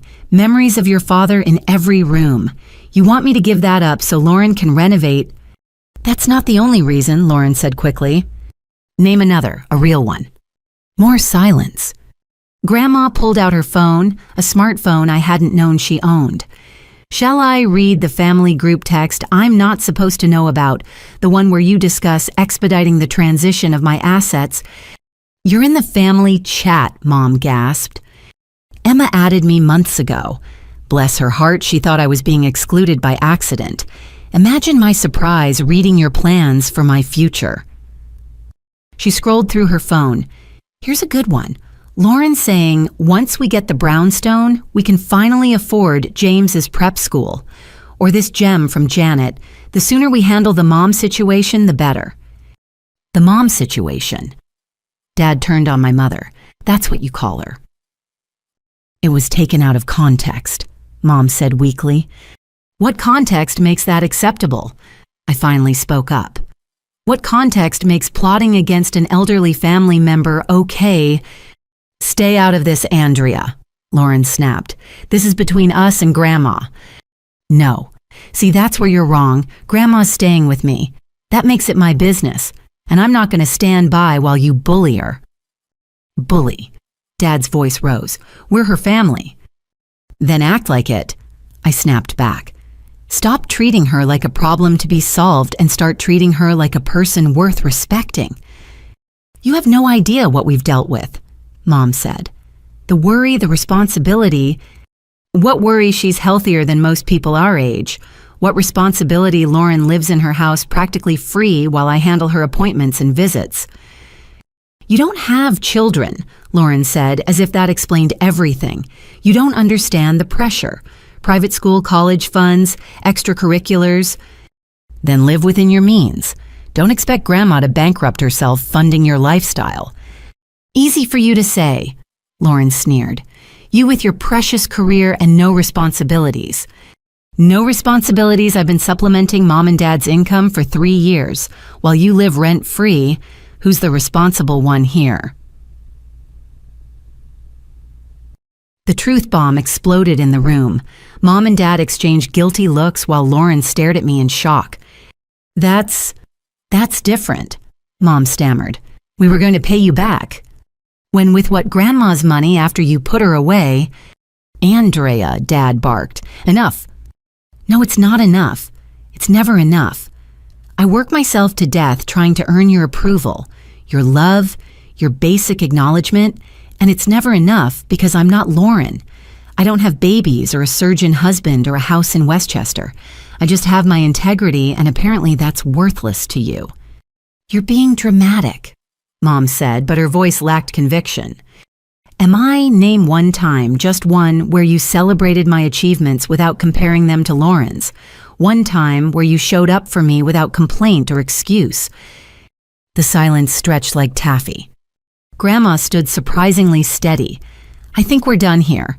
Robert, Janet, Lauren, leave. Now. Mom, please, Dad started. I said leave, before I call Detective Morrison and file a restraining order. You wouldn't, Mom gasped. Grandma pulled out the detective's card. Try me. They looked at each other, lost and desperate. The power dynamic had shifted completely and they didn't know how to handle it. This isn't over, Lauren said finally. We'll contest any changes to the will. We'll prove undue influence. Good luck with that, Grandma said mildly. My lawyer has recordings of my mental capacity evaluation, passed with flying colors, also have documentation of your schemes. Countersuit for elder abuse would be ugly. You recorded us? Dad looked betrayed. No, you recorded yourselves in texts, emails, voice messages about expediting my transition. My lawyer was thorough. They stood frozen, the reality sinking in. Their carefully laid plans were not just failing, they were backfiring spectacularly. Go, I said quietly. It's over. You lost. Not Grandma's money, you lost her. You lost me. You lost everything that actually matters because you couldn't see past dollar signs. Mom's eyes filled with tears. Andrea, sweetheart. Don't. Just don't. Not tonight. Maybe not ever. I need time to process the fact that my entire family plotted against the one person who actually loves me unconditionally. We love you, Dad said brokenly. No, you tolerate me. You use me. You compare me and find me wanting. But love shows up. Love celebrates. Love doesn't lie and scheme and exclude. Love doesn't require a medical degree or a pregnancy announcement to be worthy. I opened the door. Please leave. Grandma needs rest. So do I. They filed out slowly, each looking smaller than when they'd arrived. Lauren paused at the threshold. For what it's worth, she said quietly, your apartment is lovely. I can see why Grandma chose to stay. It wasn't an apology. It wasn't enough. But it was the first honest thing she'd said all night. When the door closed behind them, Grandma and I stood in silence for a moment. Well, she said finally, that was invigorating. I haven't felt this alive in years. I laughed, surprising myself. You're something else, Grandma. I'm someone who knows her worth, and more importantly, I know yours. She cupped my face gently. Don't let them dim your light, dear. It shines plenty bright for those with eyes to see. We settled back on the couch, the apartment suddenly peaceful again. My phone buzzed with messages, Megan checking in, Tony, asking if I needed anything, Sarah offering to bring breakfast tomorrow. My chosen family, the ones who showed up. What happens now? I asked. Now we get some sleep. Tomorrow we'll see my lawyer, make everything official. And then, she smiled, then we start living life on our terms. No apologies, no justifications, just us being enough. As I prepared the pull-out bed, I thought about the evening. My carefully planned housewarming had turned into a family explosion, but somehow that felt right. The truth needed out. The patterns needed breaking. And break them, we would, Grandma and I, together. I woke at 7 to the smell of coffee and the sound of Grandma humming in my tiny kitchen. She'd somehow managed to make scrambled eggs on my temperamental hot plate and was buttering toast like it was any other morning. Morning, dear. Sleep well. Better than expected, I admitted, accepting the mug she offered. You, like a baby. That pull-out is more comfortable than my expensive mattress at home. She paused. Well, at Lauren's home. I suppose I should stop calling it mine. It is yours, Grandma. Your name is on the deed. For now. She sat across from me with her own coffee. But that's a conversation for the lawyer. First, I need to tell you something. Several somethings, actually. The morning light caught the silver in her hair as she gathered her thoughts. I waited, sensing this was important. Lauren's husband, Marcus, isn't just having business troubles. She began carefully. He's facing malpractice suits. 3 of them. I nearly choked on my coffee. What? Apparently, being a surgeon requires more focus than he's been giving it. Too busy playing investor with money he doesn't have. The lawsuits aren't public yet, but they will be soon. How do you know this? She smiled that crafty smile. Remember Mr. Patel from next door? His son works at Marcus's hospital, administrative side. He thought I should know, considering Marcus was pushing to be my medical power of attorney. Oh my God, and Lauren knows. She knows. It's why they're desperate for money. Legal fees are mounting. His reputation is crumbling. Without my property to leverage, they're facing bankruptcy. I processed this information pieces clicking into place. That's why the sudden push for the nursing home. Exactly. They need liquid assets fast. Can't wait for me to die naturally. She said it matter-of-factly, but I caught the hurt beneath. And Mom and Dad are in deeper than you know. That fishing trip you helped fund was actually Dad meeting with a bankruptcy lawyer. They've been living off credit cards and your contributions for 2 years. The room spun slightly, but Dad's pension goes entirely to debt service. They refinanced the house 3 times, took out loans for Lauren's wedding, her house down payment, James's birth, their one missed payment from foreclosure. Why didn't they tell me? Pride. Shame. And Lauren convinced them you'd judge them for their choices. Grandma's voice turned bitter. While taking your money, of course. My phone buzzed. Lauren's name appeared with a long text. Andrea, I know things got heated last night, but we need to talk rationally about Grandma's situation. Can we meet for coffee? Just you and me. I showed Grandma, who snorted. Divide and conquer, classic Lauren. Another text followed. I'm willing to admit we handled some things poorly, but you don't understand the full situation. Please. What should I do? Whatever feels right to you. But remember, she's not reaching out from love. She's reaching out from desperation. While I contemplated, Grandma continued her revelations. There's more about why your parents favor Lauren. Because she gave them grandchildren and followed their life script. Partly, but mostly because she looks like your mother's sister, the one who died. This was news to me. Mom had a sister, Catherine, 3 years older. Beautiful, perfect everything your mother wasn't. Died in a car accident at 25 just after getting engaged to a doctor. Your mother never recovered from the loss, or the comparison.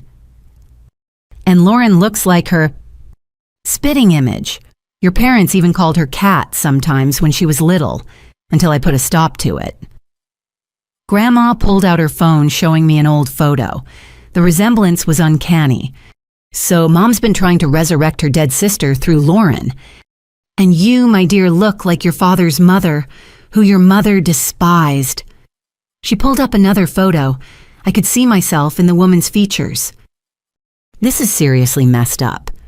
Family usually is, but it doesn't excuse their behavior. Explanations aren't justifications. My phone rang. Mom. Answer it, Grandma advised. On speaker, let's see what story they've concocted overnight. I accepted the call. Hi, Mom. Andrea, sweetheart, I couldn't sleep.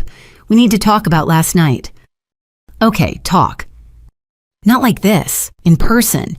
Can you come by the house? Dad and I want to apologize. For which part? The lying, the scheming, the decades of favoritism. A heavy sigh. All of it. We've been under so much pressure, made bad choices, but you're our daughter. We love you. Funny how that love appears when Grandma's inheritance is at stake. That's not fair. Isn't it? When's the last time you called me just to chat without needing money or comparing me to Lauren? Silence. I'll think about it, I said finally, but Grandma stays with me. For how long? As long as she wants. After hanging up, I turned to find Grandma fully dressed, purse in hand. Where are you going? We are going to my lawyer, then the bank, then shopping for a proper bed for your spare room because I'm not spending another night on that torture device comfortable as I claimed it was. Grandma, you don't have to. Yes, I do. Andrea, I've enabled them for years. Gave money when I should have given boundaries. Let them treat you poorly because it was easier than fighting. I'm partly responsible for this mess. You were trying to keep the family together. At your expense. No more. She gathered her documents. Today we make things right, starting with removing Lauren as a beneficiary on my accounts. Isn't that harsh? Is it she's gotten hundreds of thousands in free rent?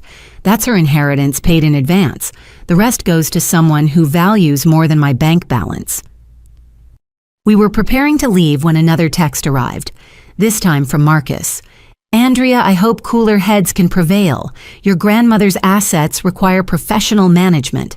I'd be happy to discuss a fair arrangement that benefits everyone. I showed Grandma, who laughed out loud. Professional management from a surgeon facing malpractice. That's rich. Should I respond?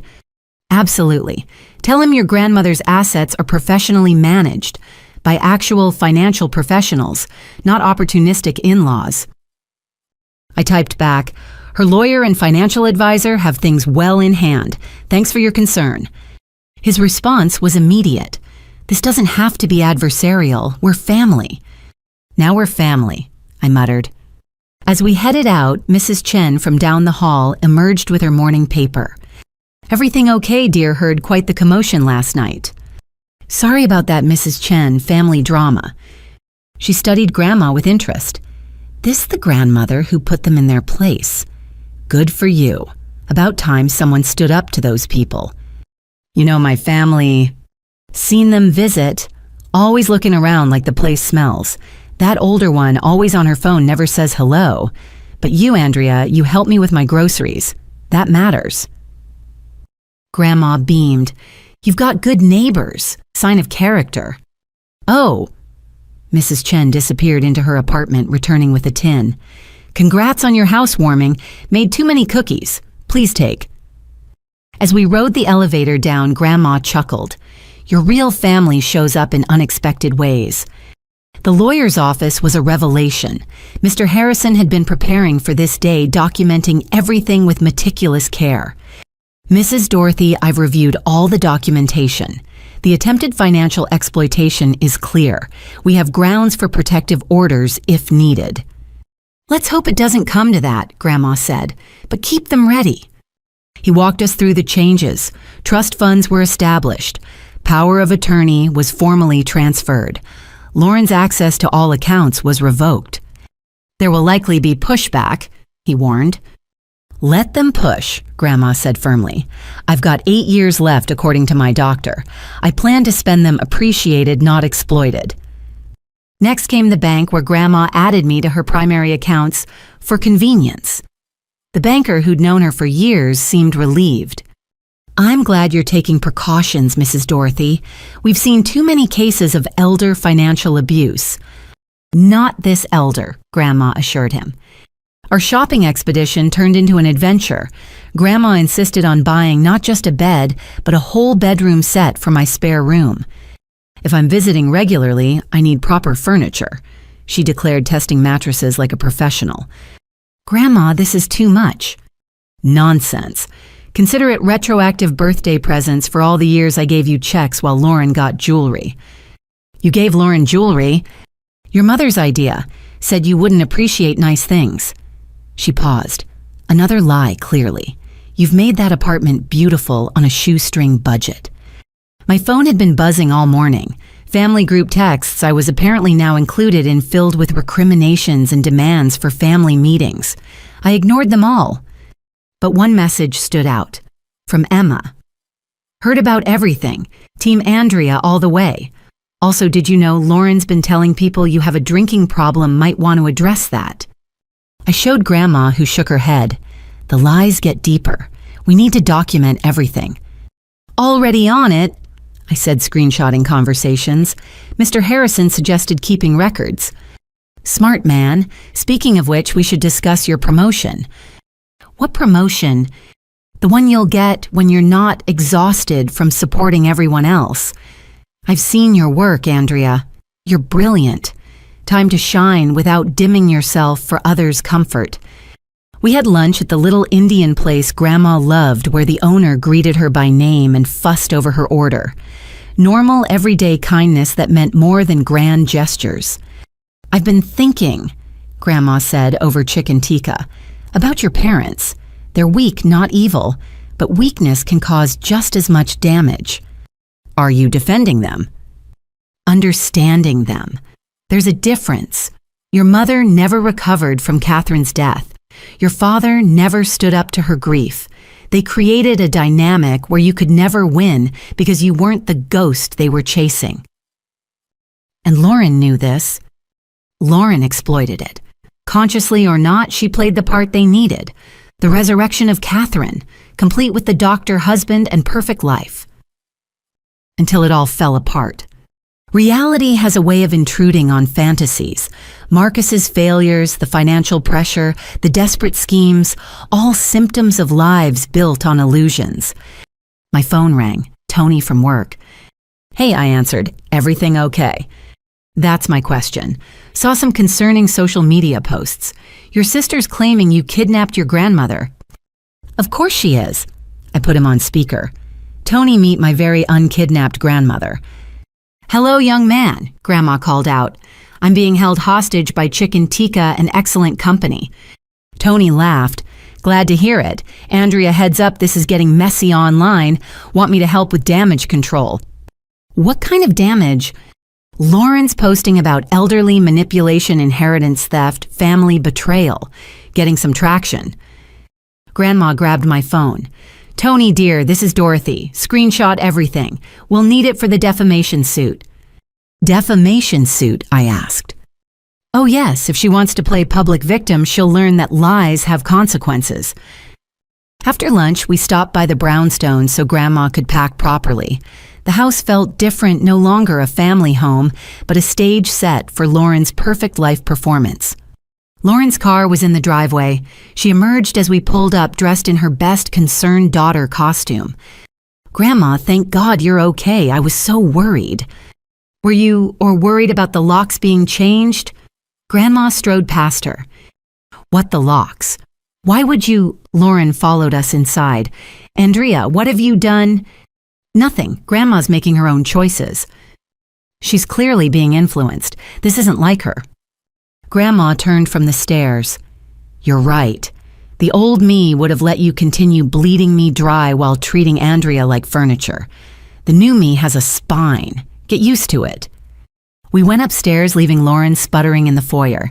Grandma packed efficiently, taking photos and documents I hadn't known existed. Insurance, she explained, in case things disappear. Lauren appeared in the doorway. We need to talk about this. The house, the arrangements. 30 days, Grandma said briskly. You have 30 days to find alternative housing. What, you can't evict us? Actually, I can. Month-to-month rental agreement, which you insisted on to avoid tenant rights. Works both ways. Where will we go? What about James? Perhaps Marcus's parents. Oh, wait, they cut him off after the second malpractice suit. Well, I'm sure you'll figure it out. You're so resourceful when it comes to other people's money. Lauren's face crumbled. I'm pregnant. You'd throw out a pregnant woman.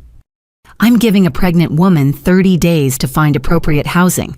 More than you gave me when planning my nursing home imprisonment. That's not what... Lauren stopped realizing she'd admitted to the plan. Exactly, Grandma zipped her suitcase. Andrea, be a dear and carry this down. As we left, Lauren made one last attempt. What about family? What about forgiveness? Grandma paused. Forgiveness isn't forgetting. It's not enabling. And family shows up for each other. You showed up for my money. Andrea showed up for me. That's the difference.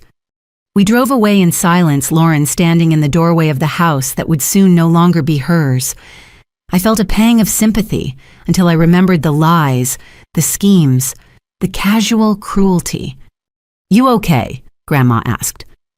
Getting there, this is a lot to process. Take your time. Healing isn't linear. But remember, you didn't break the family. You revealed what was already broken. Back at my apartment, we found a delivery, a huge flower arrangement from my team at work. The card read, "To Andrea and honorary Grandma Dorothy, real family is chosen. We choose you." Grandma teared up. Oh, that's lovely. My phone buzzed with more messages. Friends checking in, co-workers offering support, my neighbor, Mrs. Chen, inviting us for tea. The network of people who actually cared revealing itself. You know what I said, arranging the flowers on my thrift store table. I think we're going to be just fine. Better than fine, Grandma corrected.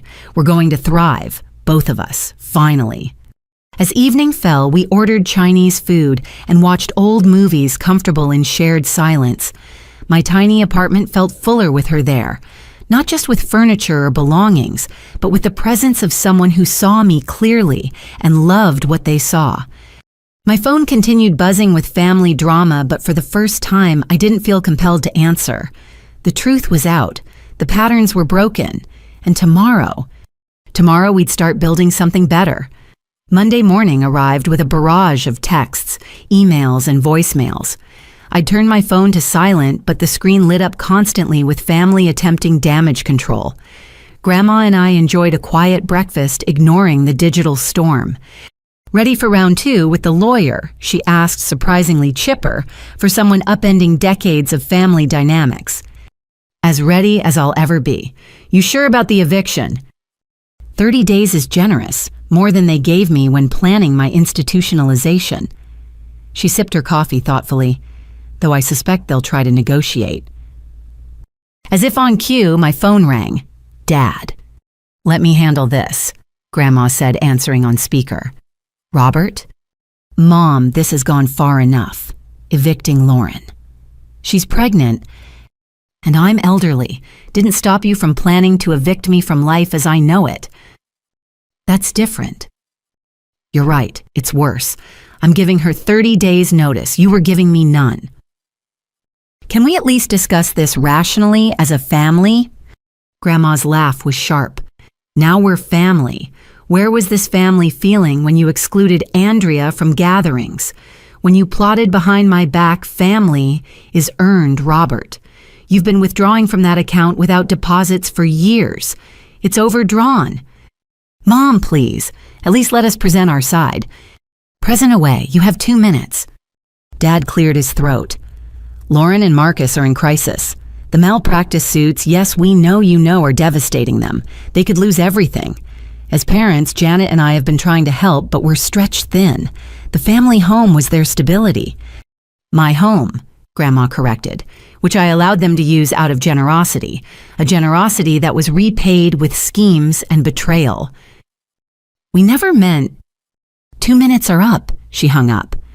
I stared at her. You're really not messing around. I'm 82 years old, dear. I don't have time for games. She stood gathering her purse. Now let's go make things official. The lawyer's office was busy when we arrived. Mr. Harrison had assembled a team anticipating complications. Mrs. Dorothy Andrea, good morning. We've prepared several documents based on our discussion yesterday. First, the formal eviction notice. He slid papers across the desk. 30 days as promised, legal and binding. Second, cease and desist orders for defamation. Lauren's social media campaign has crossed legal boundaries. I pulled out my phone. She posted again this morning. Claims I'm isolating Grandma, controlling her finances. Perfect, more evidence. He made notes. Third, we've expedited the trust documentation. Everything will be transferred by end of business today. What about challenges, I asked. They mentioned contesting everything. Let them try. We have comprehensive documentation of mental capacity evidence of attempted exploitation and clear proof of Mrs. Dorothy's wishes. Any competent judge would dismiss their claims. Another lawyer entered. Sorry to interrupt, there's a Marcus Williams here demanding to see Mrs. Dorothy. Grandma sighed. Send him in. Let's get this over with. Marcus entered in his surgical scrubs, clearly coming from or going to work. His usual pompous demeanor was replaced by barely controlled desperation. Dorothy. He began, then noticed the lawyers. This seems excessive. Attempting to steal my home seems excessive, but here we are, Grandma replied coolly. No one's stealing anything. We're family. You're my granddaughter's husband. That's a legal relationship, not an emotional one. And given your current legal troubles, I'd think carefully before making any claims on my assets. His face flushed. Those lawsuits are frivolous. I'll be vindicated. 3 separate malpractice suits, all frivolous. Mr. Harrison interjected. Interesting defense. Marcus turned to me. Andrea, you can't let her do this. Think about James, your nephew. The nephew I've seen twice in 3 years, because Lauren didn't want him around my negative energy. That's not Lauren, never said that. I pulled up my phone showing saved texts, Lauren explicitly stating she didn't want James picking up my career-obsessed habits. Marcus's shoulders sagged. We're desperate, okay? The legal fees, the mortgage on our actual house credit cards, we're drowning. The brownstone is our only asset. It's not your asset, Grandma said firmly. It's mine, and I'm done subsidizing your poor financial decisions. So, you'll let your grandchildren suffer, end up homeless? You're a surgeon. Lauren has a degree. You're capable of working and finding appropriate housing. Millions of families manage without stolen inheritances. We weren't stealing. What else do you call secretly planning to institutionalize me to access my property? Marcus had no answer. He turned to leave, then paused. You know they'll never forgive you for this, either of you. Forgiveness requires acknowledgement of wrongdoing, I said quietly. So far, all I've heard are justifications and blame. When any of you can admit what you did was wrong, genuinely wrong, not just poorly executed, then we can discuss forgiveness. After he left, Mr. Harrison completed the paperwork. Everything was official. The eviction, the trust, the protective orders if needed. One more thing, he said, producing a final document. Andrea, your grandmother wants to establish an immediate gift, $50,000 for a house down payment. Grandma, no. Yes, you've paid your parents' bills while paying rent. Time you built equity for yourself. Her tone brooked no argument. Consider it partial repayment for all you've done. I didn't do it for money, which is exactly why you deserve it. We left the office emotionally drained but legally protected. My phone showed 17 missed calls from various family members. Lunch, Grandma suggested. That place with the excellent soup. We'd barely ordered when Megan appeared, laptop in hand. Sorry to crash, but you need to see this. She showed us Lauren's latest post, a GoFundMe page. Help a pregnant mother facing homelessness due to elder abuse. She didn't, I breathed. She did, complete with photos of James looking sad. She's raised $3,000 in 2 hours. Grandma pulled out her phone. Mr. Harrison, yes, we need to add fraud charges. While Grandma handled legal matters, I read the GoFundMe description. Lauren painted herself as a devoted daughter, caring for an elderly grandmother who'd been manipulated by a greedy sister. The lies were breathtaking in their audacity. The comments are interesting, Megan noted. Some people are buying it, but others are asking questions, like why a surgeon's family needs crowdfunding. What should I do? Nothing yet, Grandma said, ending her call. Mr. Harrison is handling it. The page will be down within hours, funds frozen pending investigation. This is escalating beyond family drama, I said, because they're desperate. Cornered animals lash out. Grandma patted my hand. But we have truth and law on our side. Let them flail. After lunch, we returned to my apartment to find Dad waiting in the lobby. He looked older, defeated. Can we talk? He asked quietly. Just us. No lawyers, no recording. Just father and daughter. I looked at Grandma, who nodded. I'll go upstairs. You two talk. We sat on the bench outside the afternoon sun, casting long shadows. I failed you, Dad said without preamble. Not just now, for years, decades maybe. I waited, not making it easy. Your mother.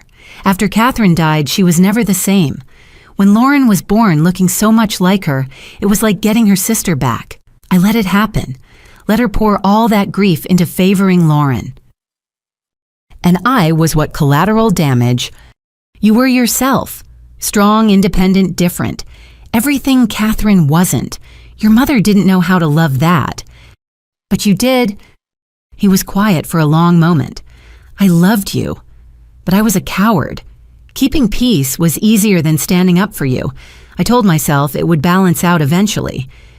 It didn't. No, it got worse. Every year, the gap wider. By the time I realized how deep we were, it seemed too late to change. So you just gave up on me? We convinced ourselves you didn't need us. You were successful, independent. Lauren seemed to need more support. Because you made her dependent. You gave her everything so she never learned to stand alone. You gave me nothing, so I had no choice but to succeed. Dad's eyes filled with tears. And now she's falling apart while you're thriving, despite us, not because of us. Is this where you ask me to save her, give up my inheritance, keep funding the family dysfunction? No. His voice was firm. No, that's not why I'm here. I'm here to say I'm sorry, and that I understand if you never forgive me. I wouldn't forgive me. What about Mom? Your mother is processing. Lauren's meltdown isn't helping. The GoFundMe was the last straw for many people. Extended family are asking questions we can't answer. Because the answers make you look bad. Because the answers reveal we're terrible parents. To both daughters, really. We created a monster in Lauren and abandoned you. Neither of you deserve that. We sat in silence. Cars passed. Life continued around us while we sat in our bubble of reckoning. What happens now? I asked finally. I don't know. Your mother and I are starting counseling, separately and together. We're facing bankruptcy unless we make major changes. Lauren and Marcus are imploding. The family we built on lies is collapsing. And you want me to feel sorry for you? No. I want you to know that I see it now, all of it. The favoritism, the neglect, the taking advantage. I see what we did to you. And I'm sorry. Sorry doesn't undo 28 years. I know, but it's all I have to offer. That and a promise to do better. Even if you never speak to me again, I need to be better. Why?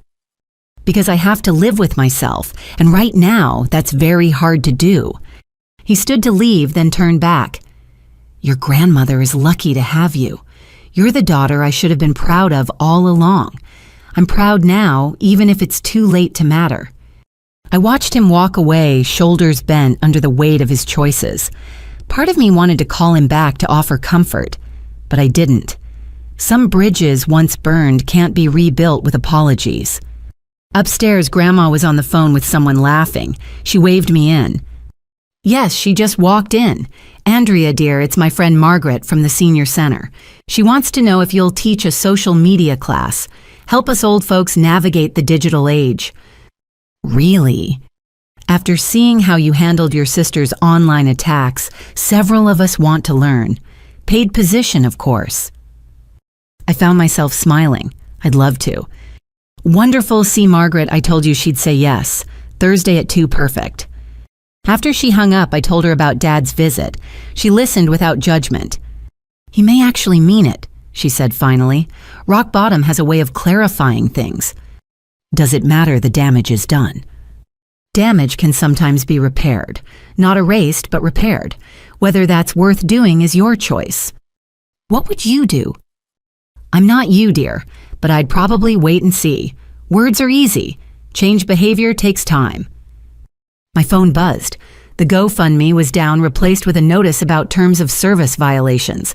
Lauren would be furious. Should I be worried about escalation? That's why we have lawyers and documentation. Let her rage. Truth has a way of surfacing. That evening, Tony called. Hey, so weird question. Your sister called our office asking about your employment status. Reception shut her down but thought you should know. She's trying to prove I'm unemployed, controlling Grandma's money. Seems like it. Don't worry, HR's aware. Any inquiry gets referred to legal. Thanks, Tony, for everything. That's what friends do. Real friends, not the Facebook kind. After dinner, Grandma and I worked on setting up her bedroom. The new furniture had been delivered, transforming my spare room into a comfortable space. This feels like home, she said, arranging photos on the dresser. First time in years. You're welcome as long as you want. Careful, I might take you up on that, though I suspect you'll be house hunting soon with that down payment.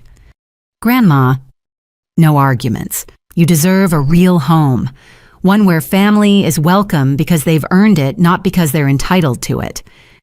As we worked, I thought about power, how it had shifted so dramatically in 48 hours, from them holding all the cards to us holding our boundaries, from me begging for scraps of attention to deciding who deserved access to my life.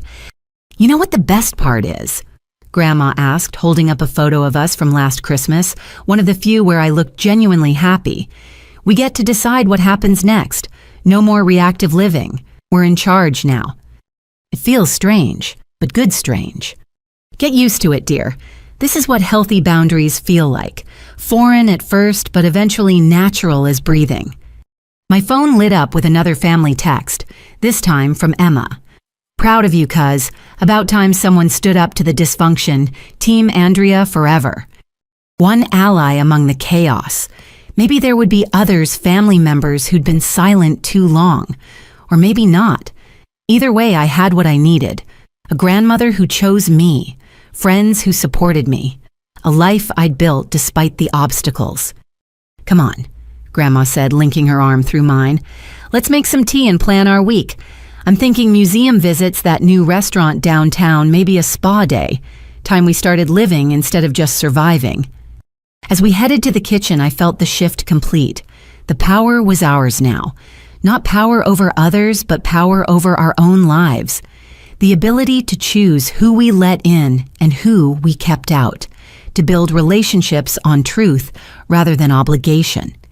It was terrifying. It was exhilarating. It was long overdue. And it was just the beginning. Tuesday morning brought chaos in digital form. I woke to find my Instagram had blown up overnight, hundreds of notifications, dozens of friend requests and messages from people I hadn't heard from in years. Lauren's GoFundMe disaster had backfired spectacularly. "What's all the fuss?" Grandma asked, emerging from her room looking refreshed. I showed her my phone. Someone had created a Twitter thread exposing the lies with screenshots, timestamps, and receipts. The thread started with, "Y'all want to hear about the wildest family inheritance drama," and went viral. 30,000 retweets. I read in disbelief. How did this happen? Check the original poster, Grandma suggested. It was Emma. Her profile now read, "Calling out family BS one tweet at a time." The thread was damning. Screenshots of Lauren's deleted Instagram posts over the years, showing off expensive purchases while claiming poverty. Photos from lavish vacations taken while they lived rent-free in Grandma's house. The final nail, someone had found public records of Marcus's malpractice suits. My phone rang. Unknown number. Andrea Thompson. The voice was professional, clipped. "This is Rebecca Martinez from Channel 7 News. We're covering a story about elder financial abuse and family inheritance disputes. Would you be available for comment?" "No comment," I said, quickly hanging up. "Media," Grandma guessed. "Local news. This is spiraling out of control." "Let me see that thread again." Grandma studied it carefully. "Emma's a clever girl. Notice what she didn't include. No mention of my assets, no specific amounts, nothing that violates my privacy, just exposed their lies." She was right. Emma had been surgical in her revelations, damaging to Lauren and my parents, but protective of Grandma and me. My work phone buzzed, text from my boss, "Andrea, heads up. Someone claiming to be a reporter called asking about your employment. We've directed all inquiries to legal. Take the day if you need it." "I should go to work," I said. "Show everything's normal." "Good thinking. I'll be fine here. Might organize your spice rack. It's chaotic." I showered and dressed carefully, aware that reporters might be watching. Professional, but not flashy. The last thing I needed was to look like I was flaunting newfound wealth. The subway ride was surreal. I kept checking if people were staring, but New Yorkers remained gloriously indifferent to everything but their phones. Work was supportive. My team had seen the social media explosion and rallied around me. Tony had even prepared a media response template just in case. "You don't have to use it," he said, "but if they ambush you, having prepared statements helps." "Is it that bad?" Sarah pulled up her laptop. "Your sister's name is trending on Reddit. Someone found her old blog where she bragged about living rent-free while saving for investments. She had a blog. Mommy blogger phase. Deleted now, but internet archives are forever. She showed me posts where Lauren detailed their financial strategies, including leveraging family assets for maximum benefit. This is insane. It's just family drama. Rich family drama, Tony corrected. Inheritance battles, elder abuse, social media meltdowns. It's got everything people love to hate watch. My phone buzzed. Megan, your apartment building has news vans outside. Grandma and I are having tea and watching from the window. She says to stay at work late. I groaned. They're at my building. You can crash at my place, Sarah offered.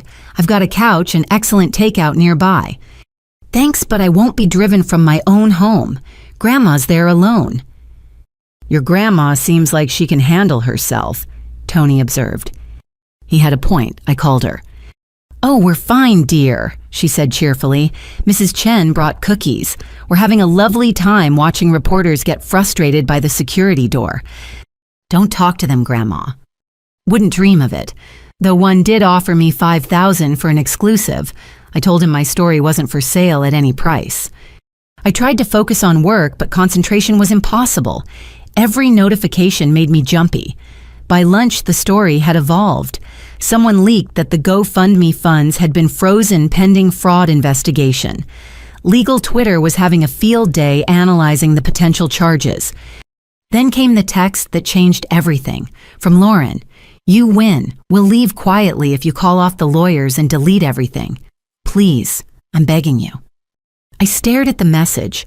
The sister who'd tormented me for years reduced to begging. It should have felt satisfying. Instead, I felt hollow. What do? I asked the group chat with Megan, Sarah, and Tony. Get it in writing, Megan advised. Protect yourself legally. She's pregnant and desperate, Sarah countered. Maybe show mercy. Mercy for someone who tried to institutionalize an elderly woman, Tony argued. I forwarded the text to Mr. Harrison. His response was swift. Do not respond directly. All communication through legal channels. This could be construed as admission of wrongdoing on their part. The afternoon brought more surreal developments. A Hollywood agent reached out about options for your incredible story. 3 publishers inquired about book deals. A podcast about family dysfunction wanted me as a guest. Delete, delete, delete, I muttered, clearing emails. Actually, and Grandma said when I called to update her, that podcast might be worth considering. After dust settles, could help other families deal with similar issues. You want me to go public with this? I want you to consider that your story might help others, but not yet. Let's get through the immediate crisis first. By 5 o'clock, the media attention had attracted other attention. My LinkedIn was flooded with connection requests from financial advisors, real estate agents, and wealth management consultants. Vultures, Tony said, looking over my shoulder. They smell money. I don't even have money yet, just a promised down payment. That's more than most people our age have. Plus, you're attached to a multi-million-dollar inheritance story. You're catnip to these people. My phone rang. Mom. Andrea. Her voice was hollow, defeated. The reporters won't leave us alone. They're calling my work Dad's pension office. This has to stop. I didn't start this, Mom. Lauren did with her lies. I know. God, I know. She's not handling this well. Marcus left. What? This morning. Said he couldn't deal with the public humiliation on top of his lawsuits, took his car and clothes, left Lauren sobbing in their empty house. Despite everything, I felt a pang of sympathy. Is she okay? Define okay. She's pregnant alone, facing eviction and internet famous for all the wrong reasons. So no, not okay. What do you want me to do? I don't know. I called to rage at you, blame you, but I can't. We did this, all of us. Our greed, our favoritism, our lies, and now we're paying for it in the most public way possible. Where's Dad? Talking to bankruptcy lawyers. We can't sustain this without your payments. Isn't that pathetic? We became dependent on the child we ignored. I didn't know what to say. The mother I'd wanted attention from my whole life was finally seeing me, and all I felt was tired. Andrea. She continued, I know I have no right to ask, but would you consider talking to Lauren, not for us, for your nephew? He doesn't deserve to suffer for our mistakes. I'll think about it. After hanging up, I sat in my office staring at nothing. My carefully separated worlds were colliding: work, family, public perception, private pain. Go home, Tony said gently. Face the cameras, get it over with. Hiding makes it worse. He was right. I gathered my things, steeled myself, and headed home. The scene outside my building was ridiculous. 3 news vans, multiple reporters, curious bystanders.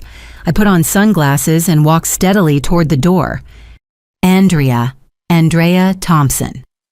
Can you comment on the allegations of elder abuse? Is it true your sister stole millions from your grandmother? How does it feel to destroy your family? That last one made me stop. I turned, located the reporter who'd asked it, a young woman with predatory eyes. I didn't destroy anything, I said clearly. I revealed what was already broken. No further comment. Inside, I found Grandma had ordered pizza and was watching the news coverage with fascination. You handled that well, she said, patting the couch. Come eat. Stress requires carbs. We watched ourselves become a story. Experts weighed in on elder financial abuse. Family therapists discussed toxic dynamics. Legal analysts predicted outcomes. It was surreal seeing our pain packaged as entertainment. I'm sorry, I told Grandma. This isn't what I wanted. No, what did you want? I thought about it. To be seen, valued, loved without conditions. Well, you're certainly seen now. The rest we're working on. She squeezed my hand. This will pass. Stories like this burn bright but brief. Next week, something else will trend. My phone lit up with another call.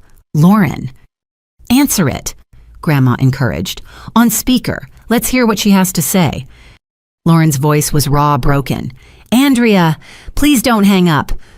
I'm listening. I'm sorry, God, I'm so sorry for all of it. The lies, the schemes, the favoritism. You were right about everything. Lauren. No, please let me finish. I've been jealous of you since we were kids. You were so independent, so strong. Everything I pretended to be but wasn't. I needed Mom and Dad's approval like air. You just existed without it. I hated you for that. So you made sure I never got it. I told myself I deserved it more, that you didn't care anyway. But I knew.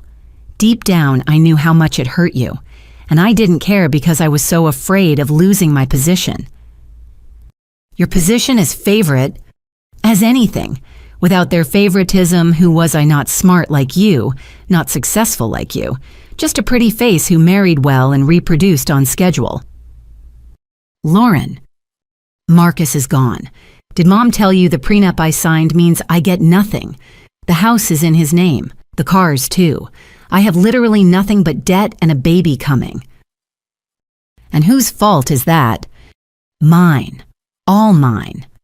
I built my life on lies and other people's money. Now it's collapsed, and I'm 33 pregnant and starting from zero. The irony is I'm finally where you were at 22, except you built yourself up. I don't know how. Grandma and I exchanged looks. This was the most honest Lauren had ever been. What do you want from me? I asked carefully. Nothing. That's the point. I'm not calling to manipulate or beg or scheme. I'm calling to say you were right, I was wrong, and I'm sorry. I don't expect forgiveness. I don't deserve it. But you deserved an apology without strings attached. Okay. I hear your apology. I can't say I forgive you yet. Maybe someday, but I hear you. That's more than I deserve. She paused. I'm going to delete everything. The posts, the accusations, all of it. And I'll make a statement taking responsibility. It won't undo the damage, but maybe it'll help. What about the eviction? Mom and Dad are taking me in. Ironic, right? Moving back to my childhood bedroom because I spent my adult life as a parasite. But it's what I deserve. Nobody deserves to be homeless, Lauren, not even you. See, that's the difference between us. Even now, you have compassion. I need to learn that. How to be human without being cruel. Therapy helps, I said. Real therapy, not the kind where you manipulate the therapist into validating your choices. Already scheduled, twice a week. Can't afford it, but can't afford not to either.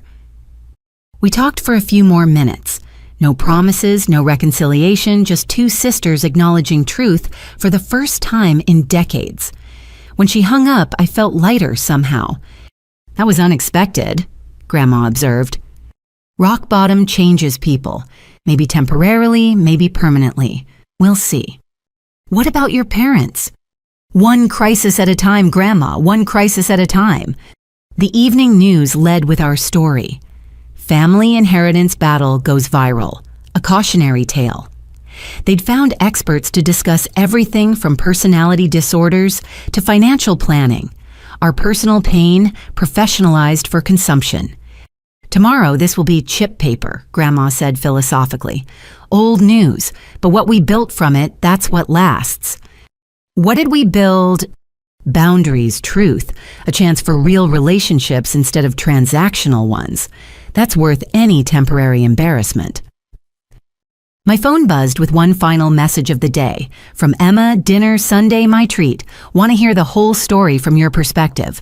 Also job hunting and could use career advice from someone who actually earned their success. I smiled, typing back, would love to. Bring your appetite. I know a great Indian place. One real connection salvaged from the wreckage. Maybe there would be more. Maybe some family could be rebuilt on healthier foundations.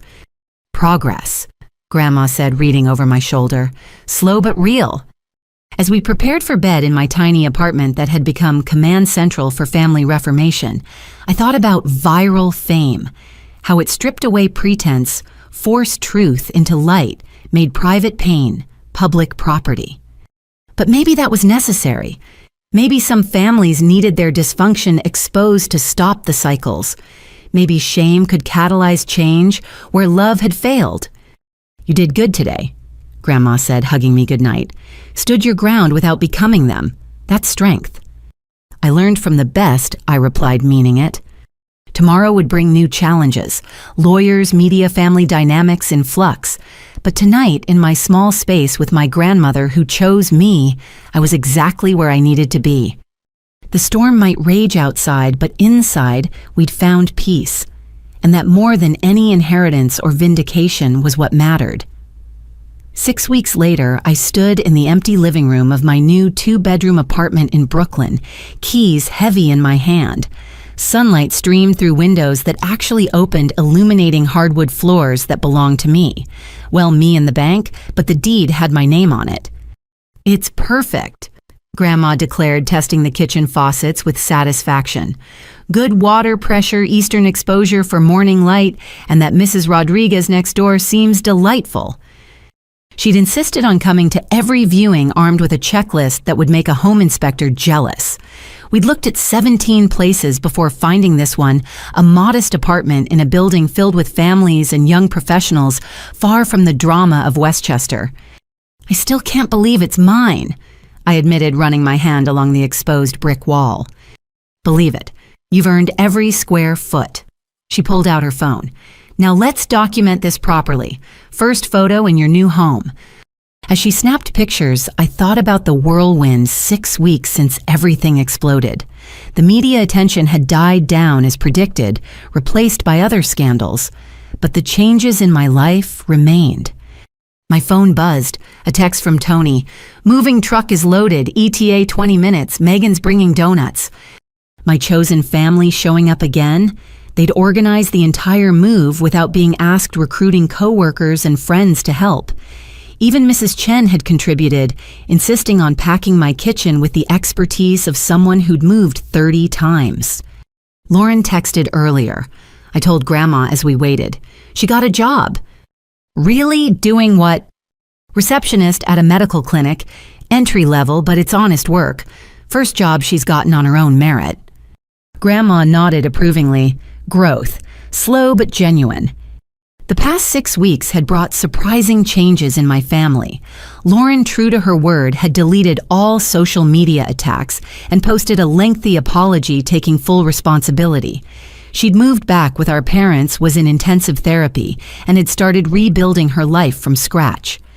The eviction from Grandma's brownstone had proceeded without drama. Lauren and what remained of her belongings fit into our parents' garage.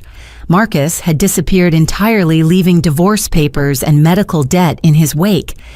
My parents were another story. Mom had started individual therapy after what she called the Great Awakening, realizing she'd spent 30 years trying to resurrect her dead sister through Lauren. Dad was working with a financial counselor to address their debt without my monthly contributions. They'd asked to see me twice. Both times I'd declined, not from spite, but from self-preservation. I wasn't ready. Maybe someday, but not yet. "Any regrets?" Grandma asked, seeming to read my thoughts. "About the family stuff sometimes. I wonder if I could have handled it better, less publicly." "You handled it the only way you could. They forced your hand with their schemes. The public humiliation was their own doing." The moving truck arrived with my meager possessions. It took less than 2 hours to unload everything my studio apartment life, fitting easily into the new space. Friends carried boxes with the efficiency of people who genuinely wanted to help, not those obligated by blood. "Where's the couch going?" Tony asked, slightly out of breath. "Against that wall. The TV goes opposite. Yes, I finally bought a real TV. No more watching Netflix on my laptop." "Living large," Megan teased. "Next you'll tell me you bought actual art for the walls." "Actually," I pointed to wrapped frames, "Grandma insisted." "Local artists," Grandma clarified. "Supporting the community while making your home beautiful. Win-win." By afternoon, the apartment had taken shape. My books lined built-in shelves. The kitchen was organized with a logic that made sense to me. Grandma's room, she'd insisted on keeping some clothes here for visits, was set up with the furniture from my old place. "This feels like home," Sarah said, collapsing on my new-to-me couch. "Warm but not cluttered. Very you." "Speaking of you," Tony said, pulling out a wrapped box. "Housewarming gift from the team."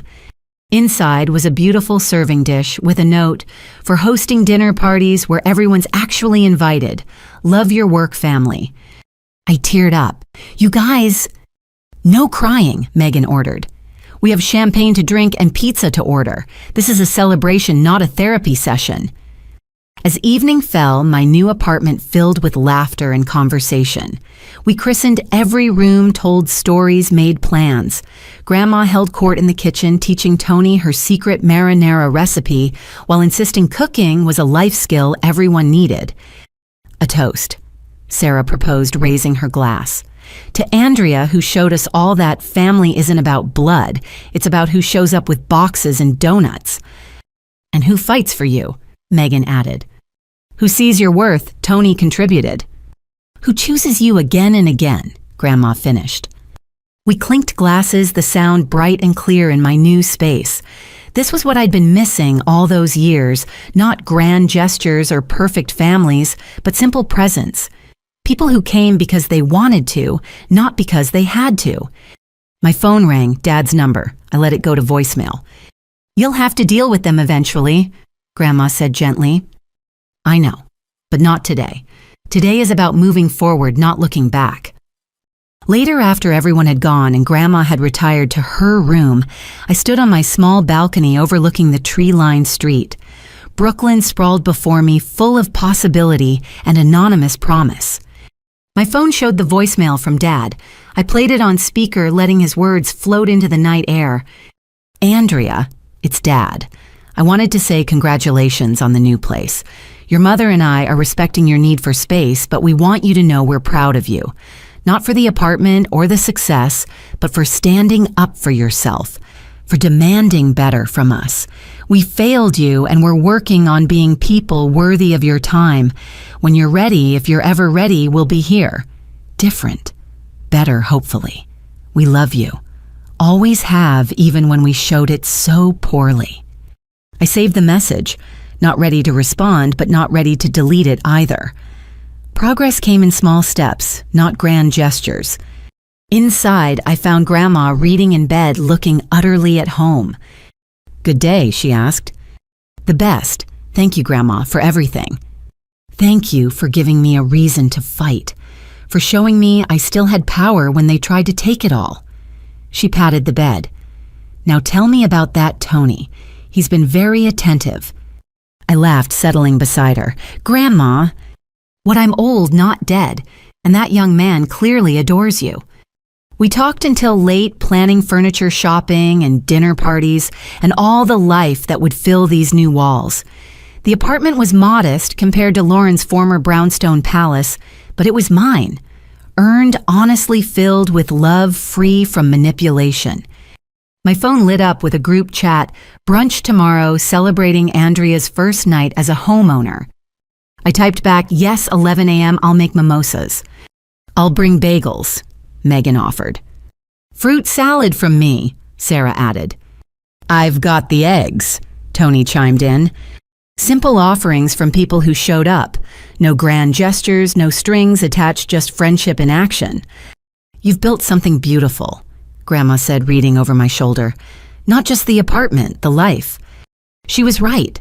6 weeks ago, I'd stood in my studio apartment feeling invisible and unvalued, begging for scraps of attention from people who saw me as an obligation, at best an ATM at worst.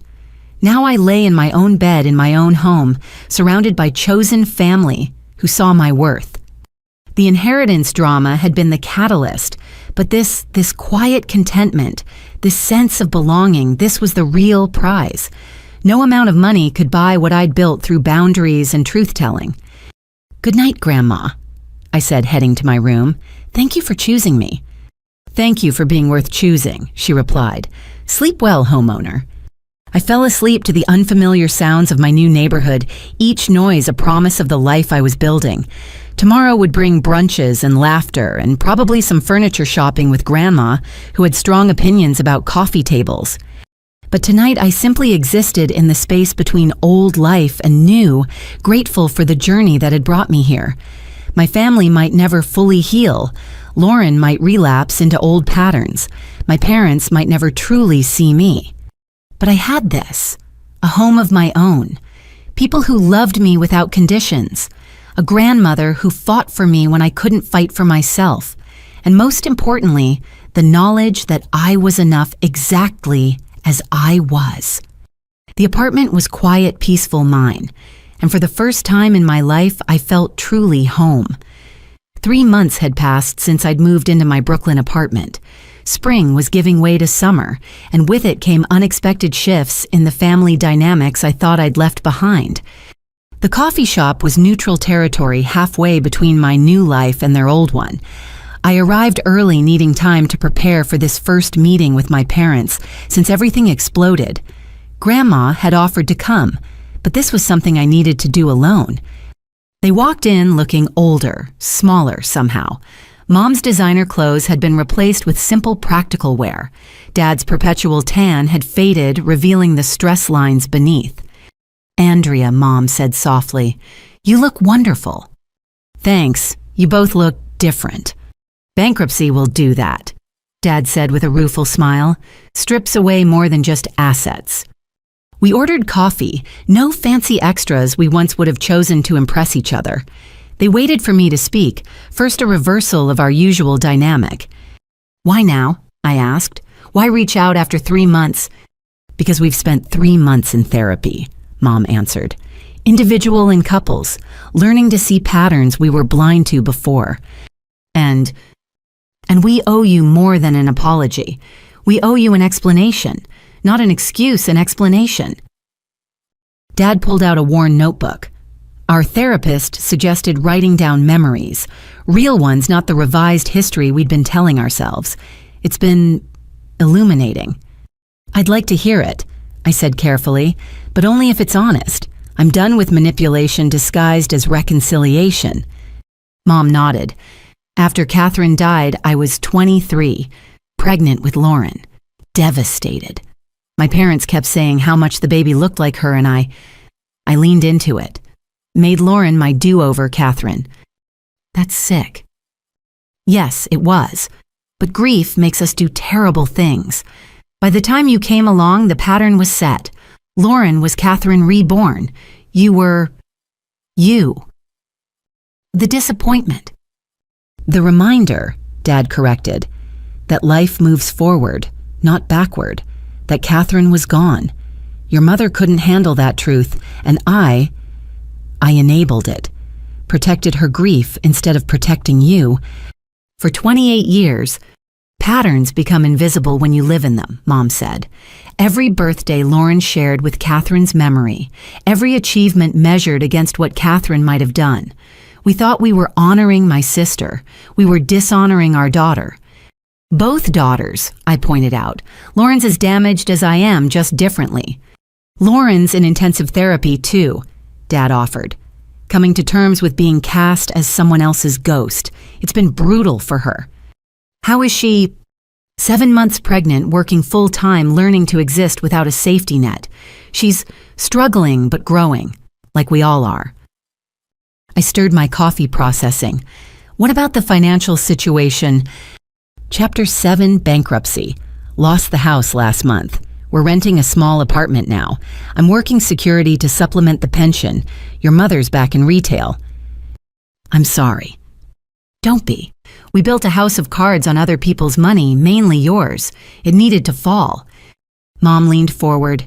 We read the emails, the ones Grandma's lawyer submitted as evidence. Every time you offered help, every check you sent, every sacrifice you made, while we took and took and took, while funding Lauren's lifestyle. While funding our delusions, Mom corrected. We told ourselves we were helping both daughters differently. Really, we were exploiting one to enable the other. And now we're learning to live honestly, within our means, without expectations of inheritance or bailouts. It's terrifying and freeing. That's growth, I acknowledged, but it doesn't erase the damage. No, Dad agreed. Nothing can, but we're hoping to build something new. Not parent-child, we forfeited that right. Maybe just humans who share history and are trying to do better. What about Grandma still planning to contest the will? Mom's face flushed. That was fear talking. Fear of poverty, of losing control, of facing our failures. We've withdrawn any challenges. She was right to protect herself from us. She still loves you, you know, despite everything. We know. That almost makes it worse. Unconditional love from someone we tried to rob. Dad's voice cracked. How do you apologize for that? You don't. You change. You do better. You earn the right to be in her life again. Is that possible, earning our way back? I thought about it honestly. I don't know. Maybe. Time will tell. That's more than we deserve, Mom said. Would it be okay if I texted sometimes, not pushing, just checking in? Start with emails, less immediate pressure. We'll see how it goes. They accepted this boundary with grace, another change. We finished our coffee with lighter conversation. Their jobs, my work-safe topics that didn't venture into deeper wounds. When we parted, Mom hugged me briefly. Dad squeezed my shoulder, small gestures appropriately tentative. I drove to Grandma's brownstone, still hers despite everything. She decided to stay after Lauren moved out, reclaiming her space. The garden bloomed with early summer flowers tended by her hands alone now. How did it go? She asked, not looking up from her roses. Better than expected, they seemed genuinely changed, or changing. Good. Change is possible at any age. Lord knows I'm proof of that. Any regrets about the eviction? None. Lauren needed to learn independence. They all did. Sometimes love means letting people face consequences. Speaking of Lauren, she texted, wants to meet before the baby comes, share some news. Oh, apparently Marcus signed away parental rights. She's doing this alone. Asked if I'd consider being in the baby's life, as an aunt if I'm willing. Grandma smiled. And are you? Maybe. Babies are innocent. Shouldn't suffer for parents' mistakes. Wise girl, hearts have infinite room for love even when trust needs boundaries. We worked in the garden together, comfortable in shared silence. My phone buzzed, occasionally work things, friend plans, life moving forward. but I left it alone, present in this moment with the one family member who'd never needed me to be anyone but myself. "I've been thinking," Grandma said eventually, "about the brownstone. It's too much for me alone." "You're not moving to a retirement home, so don't even—" "Heavens no, I was thinking of converting the top floor to a rental. Extra income plus someone around in case I need help." "Thoughts?" "Could work. Want me to research contractors?" "Already done, but I'd love your input on the design. You have an eye for making spaces welcoming." We discussed plans until sunset when Tony arrived to drive me home.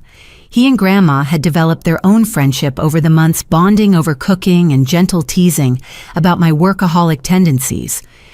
"Dinner Tuesday?" Grandma asked as we prepared to leave. "I'm trying a new recipe." "Wouldn't miss it." "Bring that young man. He appreciates good food." Tony blushed but agreed enthusiastically. These Tuesday dinners had become tradition. Grandma me, rotating friends, chosen family gathering around her table. "Your parents looked rough," Tony said as we drove. He'd spotted them leaving the coffee shop earlier. "Reality without cushions tends to do that." "You okay with reopening that door?" Cautiously. "They're different people now. Maybe we can build something new." "And Lauren?" "One reconciliation at a time." He reached over to squeeze my hand. "Proud of you. Boundaries with compassion. Not easy." "I had a good teacher," I said, thinking of Grandma. At home, I found a package on my doorstep. Lauren's handwriting, inside a baby outfit and a note. "Andrea, I bought this before everything fell apart. Back when I assumed you'd be the doting aunt to my perfect family. Now I know perfection was a lie, but I'm hoping the aunt part might still be possible. This baby will need people who value truth over appearance, who show up because they choose to, not because they have to. No pressure, just hope." Lauren? "P.S. I started a blog about rebuilding after narcissistic collapse. Therapist says it's healthy. Using my real name, facing the shame directly. Weird how honesty feels radical after a lifetime of performance." The outfit was simple yellow, gender neutral.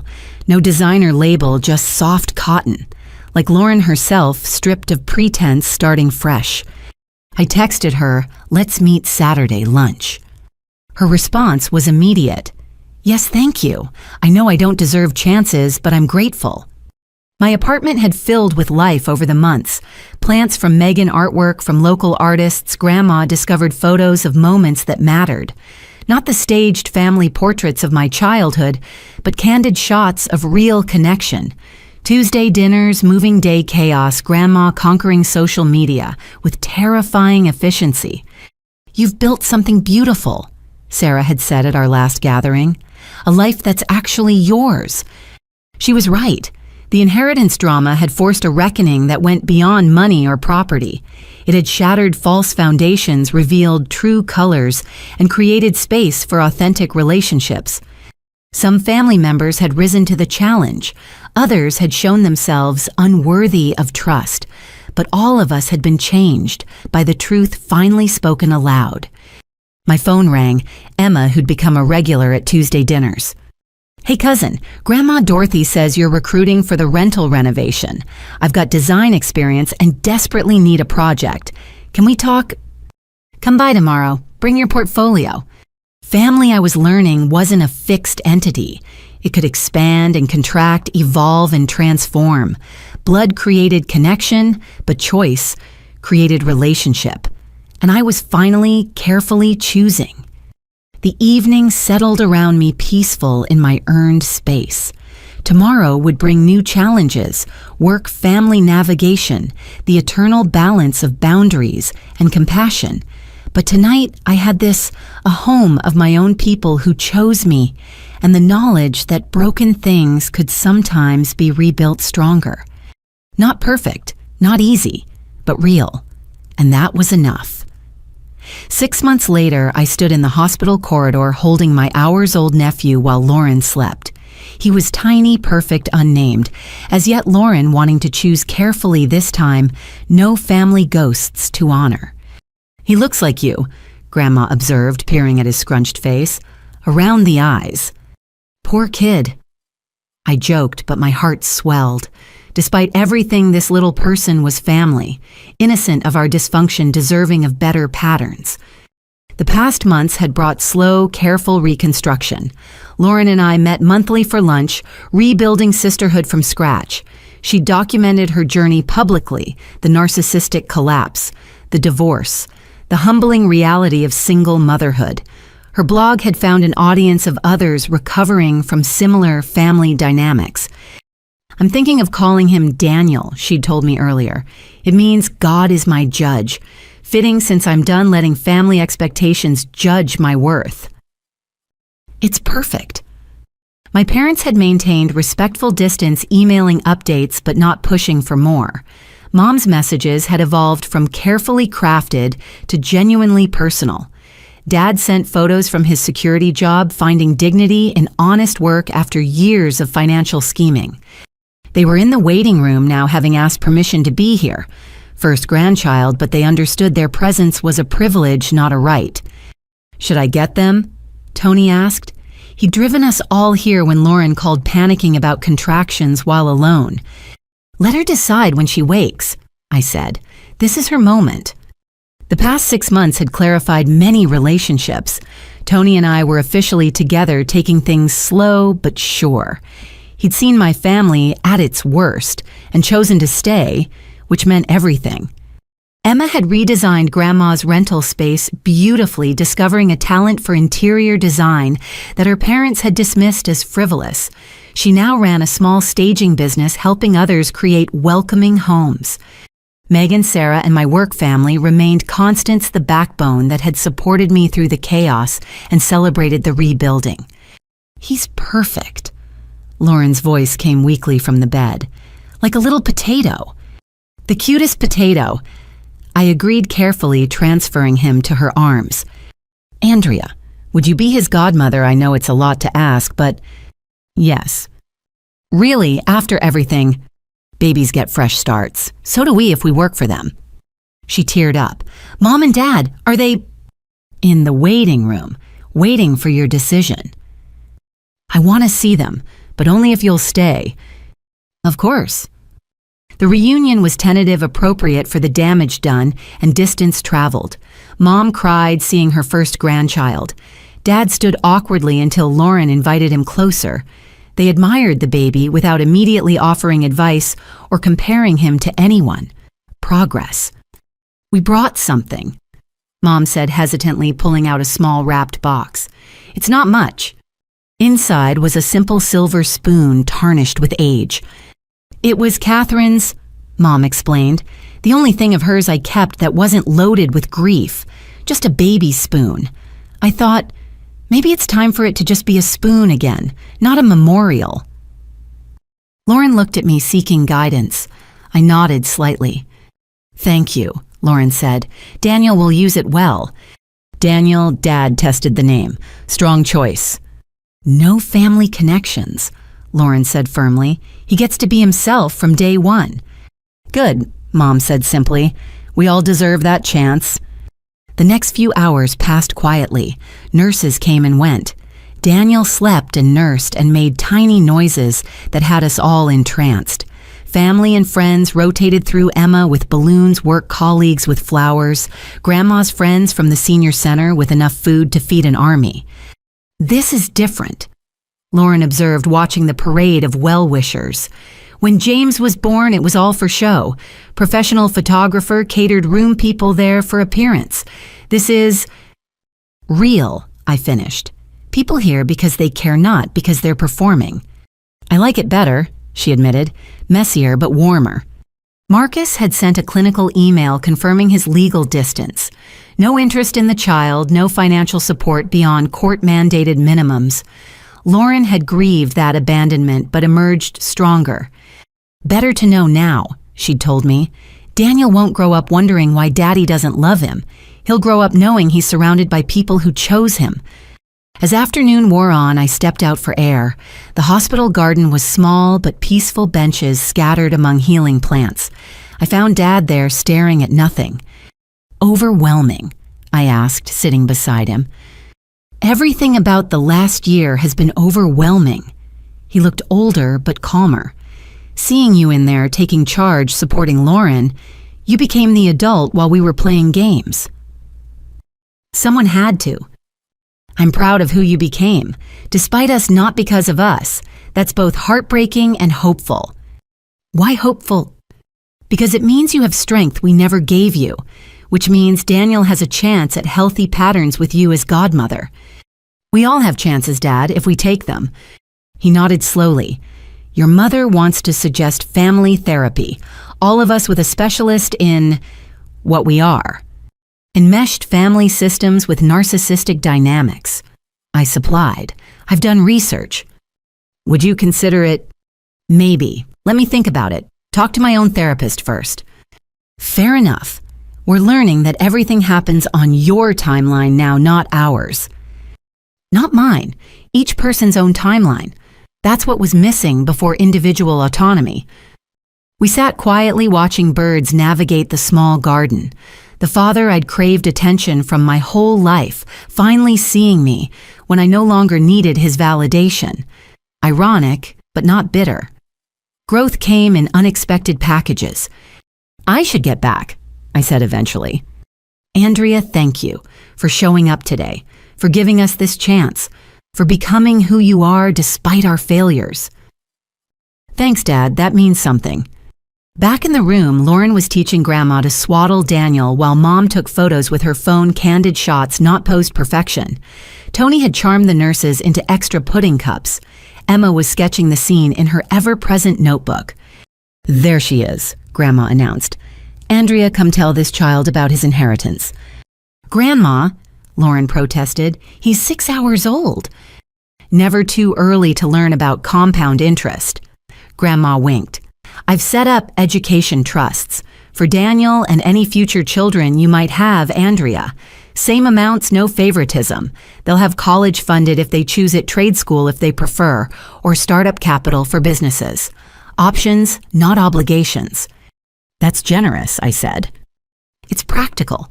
This family's dysfunction was partly about scarcity mindset, never enough love money attention to go around. Abundance mindset changes things. There's enough for everyone when you're not hoarding or scheming. Speaking of abundance, Tony interjected, I brought Swiss rolls from that bakery you like. Figured new moms need sugar. Marry him, Lauren told me seriously. Anyone who brings stress carbs without being asked is a keeper. The room laughed, not the forced laughter of old family gatherings, but genuine warmth. Daniel stirred at the noise, opening unfocused eyes to peer at his weird, complicated, rebuilding family. Welcome to the circus, little man, I whispered. We're all works in progress, but we're trying. That's what counts. To trying, Emma raised her coffee cup in a toast. To trying, we echoed a ragtag bunch of reforming dysfunction, choosing hope over history. The sun set over Brooklyn, painting the hospital room golden. Daniel slept peacefully, unaware of the journey that brought us here. Lauren dozed, exhausted but content. My parents sat quietly, relearning how to be present without controlling. Grandma held court, dispensing wisdom and demanding wallet photos. This wasn't the family I dreamed of as a child, perfect, harmonious, effortlessly loving. This was better scarred, but healing, imperfect, but honest, chosen, as much as inherited. Ready to go home? Tony asked eventually. You've got that early meeting tomorrow. In a minute, I said, memorizing this scene. The first day of Daniel's life, but also a new chapter for all of us. My phone buzzed with messages, friends checking in, coworkers, sending congratulations, my therapist confirming next week's appointment. Life continuing beyond this room, rich with connections earned through authenticity. Aunt Andrea, Lauren called softly. Thank you for everything, for showing up when you had every reason not to, for teaching me that falling apart can lead to building better, for being the sister I never let you be before. We're still figuring it out, I reminded her. There'll be setbacks. I know, but we're trying. Like you said, that's what counts. I kissed Daniel's tiny forehead, hugged my rebuilding sister, waved goodbye to my reforming parents. Grandma would stay longer guardian angel with opinions about everything from feeding schedules to name pronunciations. Outside, Brooklyn hummed with evening energy. Tony drove while I processed the day, the year, the journey from that failed housewarming to this complicated but genuine celebration. "You okay?" he asked, knowing my silences. "Yeah, just thinking about patterns, how they break, how they begin, what we choose to carry forward." Heavy thoughts for a Tuesday. Every day's heavy when you're rewriting family code, but also lighter, like setting down rocks I didn't know I was carrying. "That's beautiful. You should write that down." Maybe I will. Lauren's not the only one who might benefit from documenting this journey. We drove home through familiar streets past the coffee shop where I'd first met my changed parents, the lawyer's office, where Grandma had reclaimed her power, the park where Tony had first said he loved me while I ugly cried about family trauma. Each landmark told a story of breakdown and breakthrough, of patterns recognized and replaced. Not a fairy tale ending, but something better. A real beginning, messy and honest and mine. At home, I found a card slipped under my door. Mrs. Chen's careful handwriting. "Heard about the baby. Made extra dumplings. In your freezer. Family feeds family." Family feeds family. Not blood or obligation, but choice and care. The lesson learned through pain, practiced through patience, proven through presence. I heated the dumplings, poured wine, sat with Tony on my imperfect couch in my earned apartment, surrounded by evidence of life built consciously. Tomorrow would bring challenges, work-family navigation, the eternal balance of boundaries and connection. But tonight, I was exactly where I needed to be. To Daniel. Tony raised his glass. May he know from day one that he's enough. We clinked glasses as the city sparkled beyond our window, full of others navigating their own family labyrinths, seeking their own authentic paths. The journey from invisible to seen, from forgotten to chosen, from broken patterns to conscious creation, it wasn't finished. Maybe never would be. But that was okay. Some stories don't need endings, just new chapters. And this one was just beginning. 1 year later, I stood in Grandma's garden watching Daniel take his first wobbling steps between Lauren and me. The brownstone blazed with light, every window glowing for Grandma's 83rd birthday celebration. But this wasn't the stiff, formal gathering of the past. This was pure joy. "He's walking," Mom called from the porch phone, already out to capture the moment. "Lauren, your face, you look so proud." "Get in closer, Janet," Dad directed, manning the grill with Tony and learning the art of perfectly charred vegetables. "Andrea, turn him this way." I laughed, guiding my determined nephew toward the camera. The same parents who once forgot my existence now documented every family moment with enthusiasm bordering on obsession. Their therapist called it corrective experiences, rewriting history through present action. "Got it," Mom confirmed. "Sending to the family chat now." The family chat, another miracle of the year. What started as a cautious group text had evolved into daily sharing. Emma's design victories, my work presentations, Lauren's single mom triumphs, even Dad's security guard wisdom. No hierarchy, no favorites, just family attempting connection.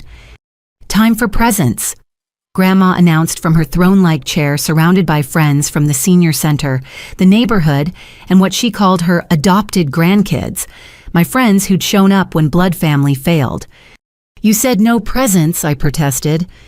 I lied. It's my party. "Emma dear, bring that enormous box." Emma emerged with a wrapped package nearly as tall as she was. "Fair warning, Grandma made us all cry at the store." Inside was a collection of photo albums professionally assembled. The cover read, "Our Real Family Story," in Grandma's distinctive handwriting. "Open it," she commanded.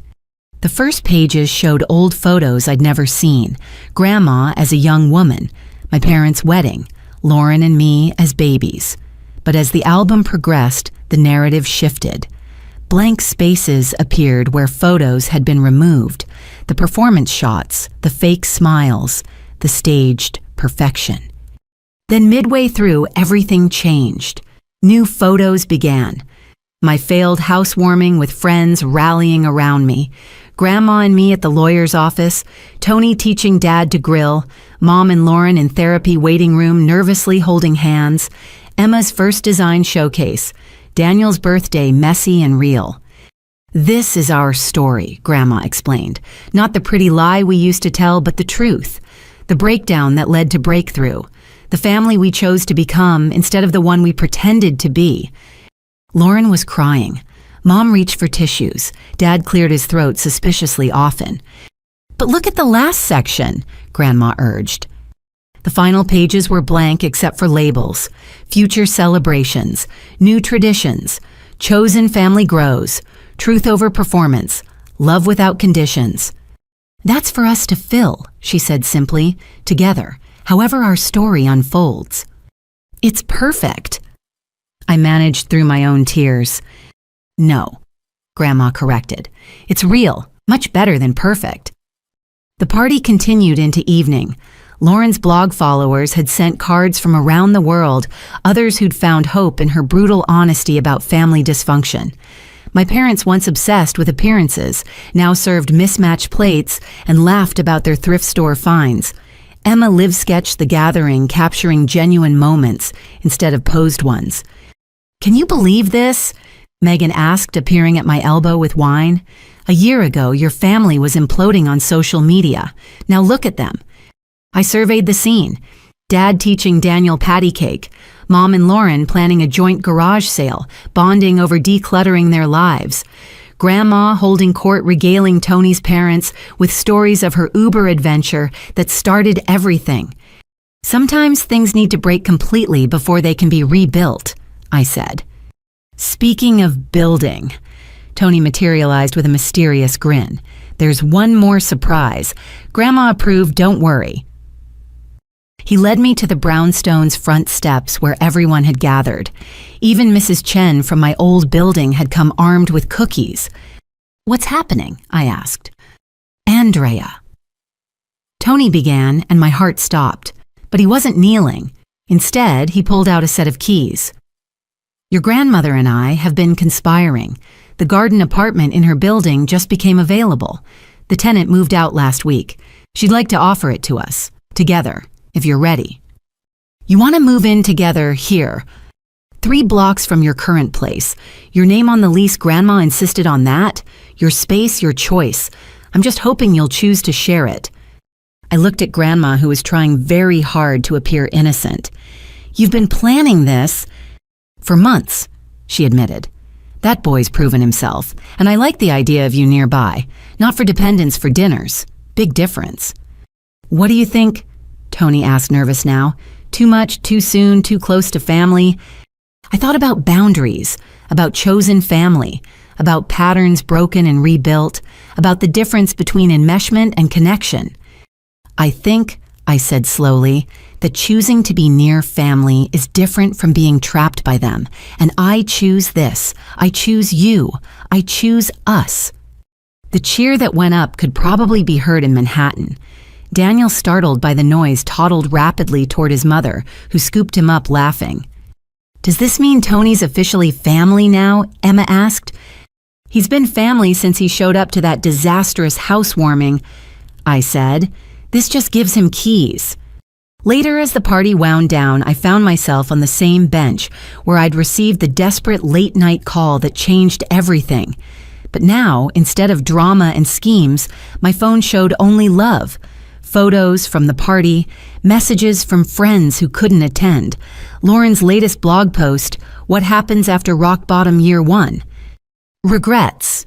Grandma asked, joining me with remarkable spryness. None. Only that it took so long to stand up for what mattered. But perhaps that's the lesson. It's never too late to choose differently. What's the lesson for me? She considered this. That you were never invisible, dear. You were just surrounded by people who chose not to see. And when you finally demanded visibility, you discovered you'd been building a beautiful life all along. The inheritance drama just revealed what was already there. I love you, Grandma. I love you too, All of you, even the complicated parts, especially those, actually. They're what make us real. As guests began leaving, each goodbye carried weight. Not the old performance of air kisses and empty promises, but genuine connection. Plans made and meant. Relationships tended consciously. Lauren approached with sleeping Daniel. "Thank you," she said simply, "for showing me that falling apart could lead to something better. For being the sister I finally learned to see." "We saved each other," I told her. "Just took the long way around." My parents were last to leave helping clean without being asked another small miracle. "Family therapy Thursday," Mom confirmed. "Dr. Martinez says we're making remarkable progress." "I'll be there." "And Sunday dinner," Dad added hopefully. "I'm attempting lasagna, your recipe." "Wouldn't miss it." They hugged me, still slightly awkward but increasingly natural, learning to be parents to the daughter they'd finally met. As Tony and I walked home for now soon to be different home, but always home with him, I reflected on the journey. From begging for scraps of attention to choosing who deserved access, from invisible to instrumental, from broken patterns to conscious creation. "Penny for your thoughts?" Tony asked. "Just thinking about family, how it's both what you're born into and what you build, how sometimes destruction is creation in disguise." Very philosophical for midnight. It's been a philosophical year. We passed my building, soon to be former building, the place where everything changed, where Grandma chose me and I learned to choose myself. "You know what I learned?" I said, stopping to look up at the windows. "Family isn't about blood or obligation. It's about who shows up when you're serving lasagna in a tiny apartment, believing you're worth celebrating exactly as you are. It's about boundaries and forgiveness and the courage to demand better. It's about truth over performance, connection over control. And sometimes," Tony added, "it's about an 82-year-old grandmother with a shoebox full of documents and absolutely no patience for nonsense." "Especially that," I laughed. We walked on, planning our move, our future, our portion of blank pages in Grandma's album. Behind us, the city hummed with a million family stories, some ending, some beginning, all as complex as ours. But this one was mine. Messy and painful and ultimately beautiful. A story of invisibility transformed into agency neglect, transformed into boundaries, performance, transformed into authenticity. And the best part, it wasn't ending. We were just getting started. "Home," Tony asked, reaching for my hand. "Home." I agreed, knowing it meant more than walls and doors. It meant choosing and being chosen.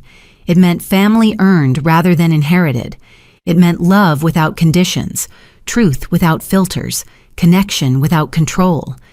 It meant everything I'd always wanted and never thought I'd find, until Grandma walked through my door with a shoebox and the radical belief that I was worth choosing. Sometimes the best inheritance isn't money or property. Sometimes it's someone showing you that you were valuable all along. And sometimes, if you're very lucky, that's enough to change everything. As we reached my apartment, I looked back toward Grandma's brownstone glowing softly in the distance. Thank you, I thought, for choosing me, for teaching me to choose myself, for showing me that family is what we make it, and what we'd made through pain and truth and conscious rebuilding. It was beautiful. Actually, it was more than enough. It was everything. Thank you for joining Andrea's journey. What would you choose, maintaining toxic family patterns for the sake of peace, or risking everything to demand the love and respect you deserve? If this story touched you, please comment below with your own experiences of choosing truth over performance in family relationships. Like and subscribe for more stories about resilience, boundaries, and the courage to rebuild. Share this with someone who needs to hear that they're worth choosing exactly as they are. Remember, you deserve a family who celebrates your achievements, not one that diminishes them. You deserve love without conditioned support, without manipulation, and connection without control. Most importantly, you deserve to be seen, valued, and chosen. Until next time, may you find the courage to demand better and the wisdom to recognize real love when it shows up, even if it arrives in the form of an 82-year-old grandmother with a shoebox and perfect timing. With love and hope for your own journey, Andrea's story will continue in your hearts.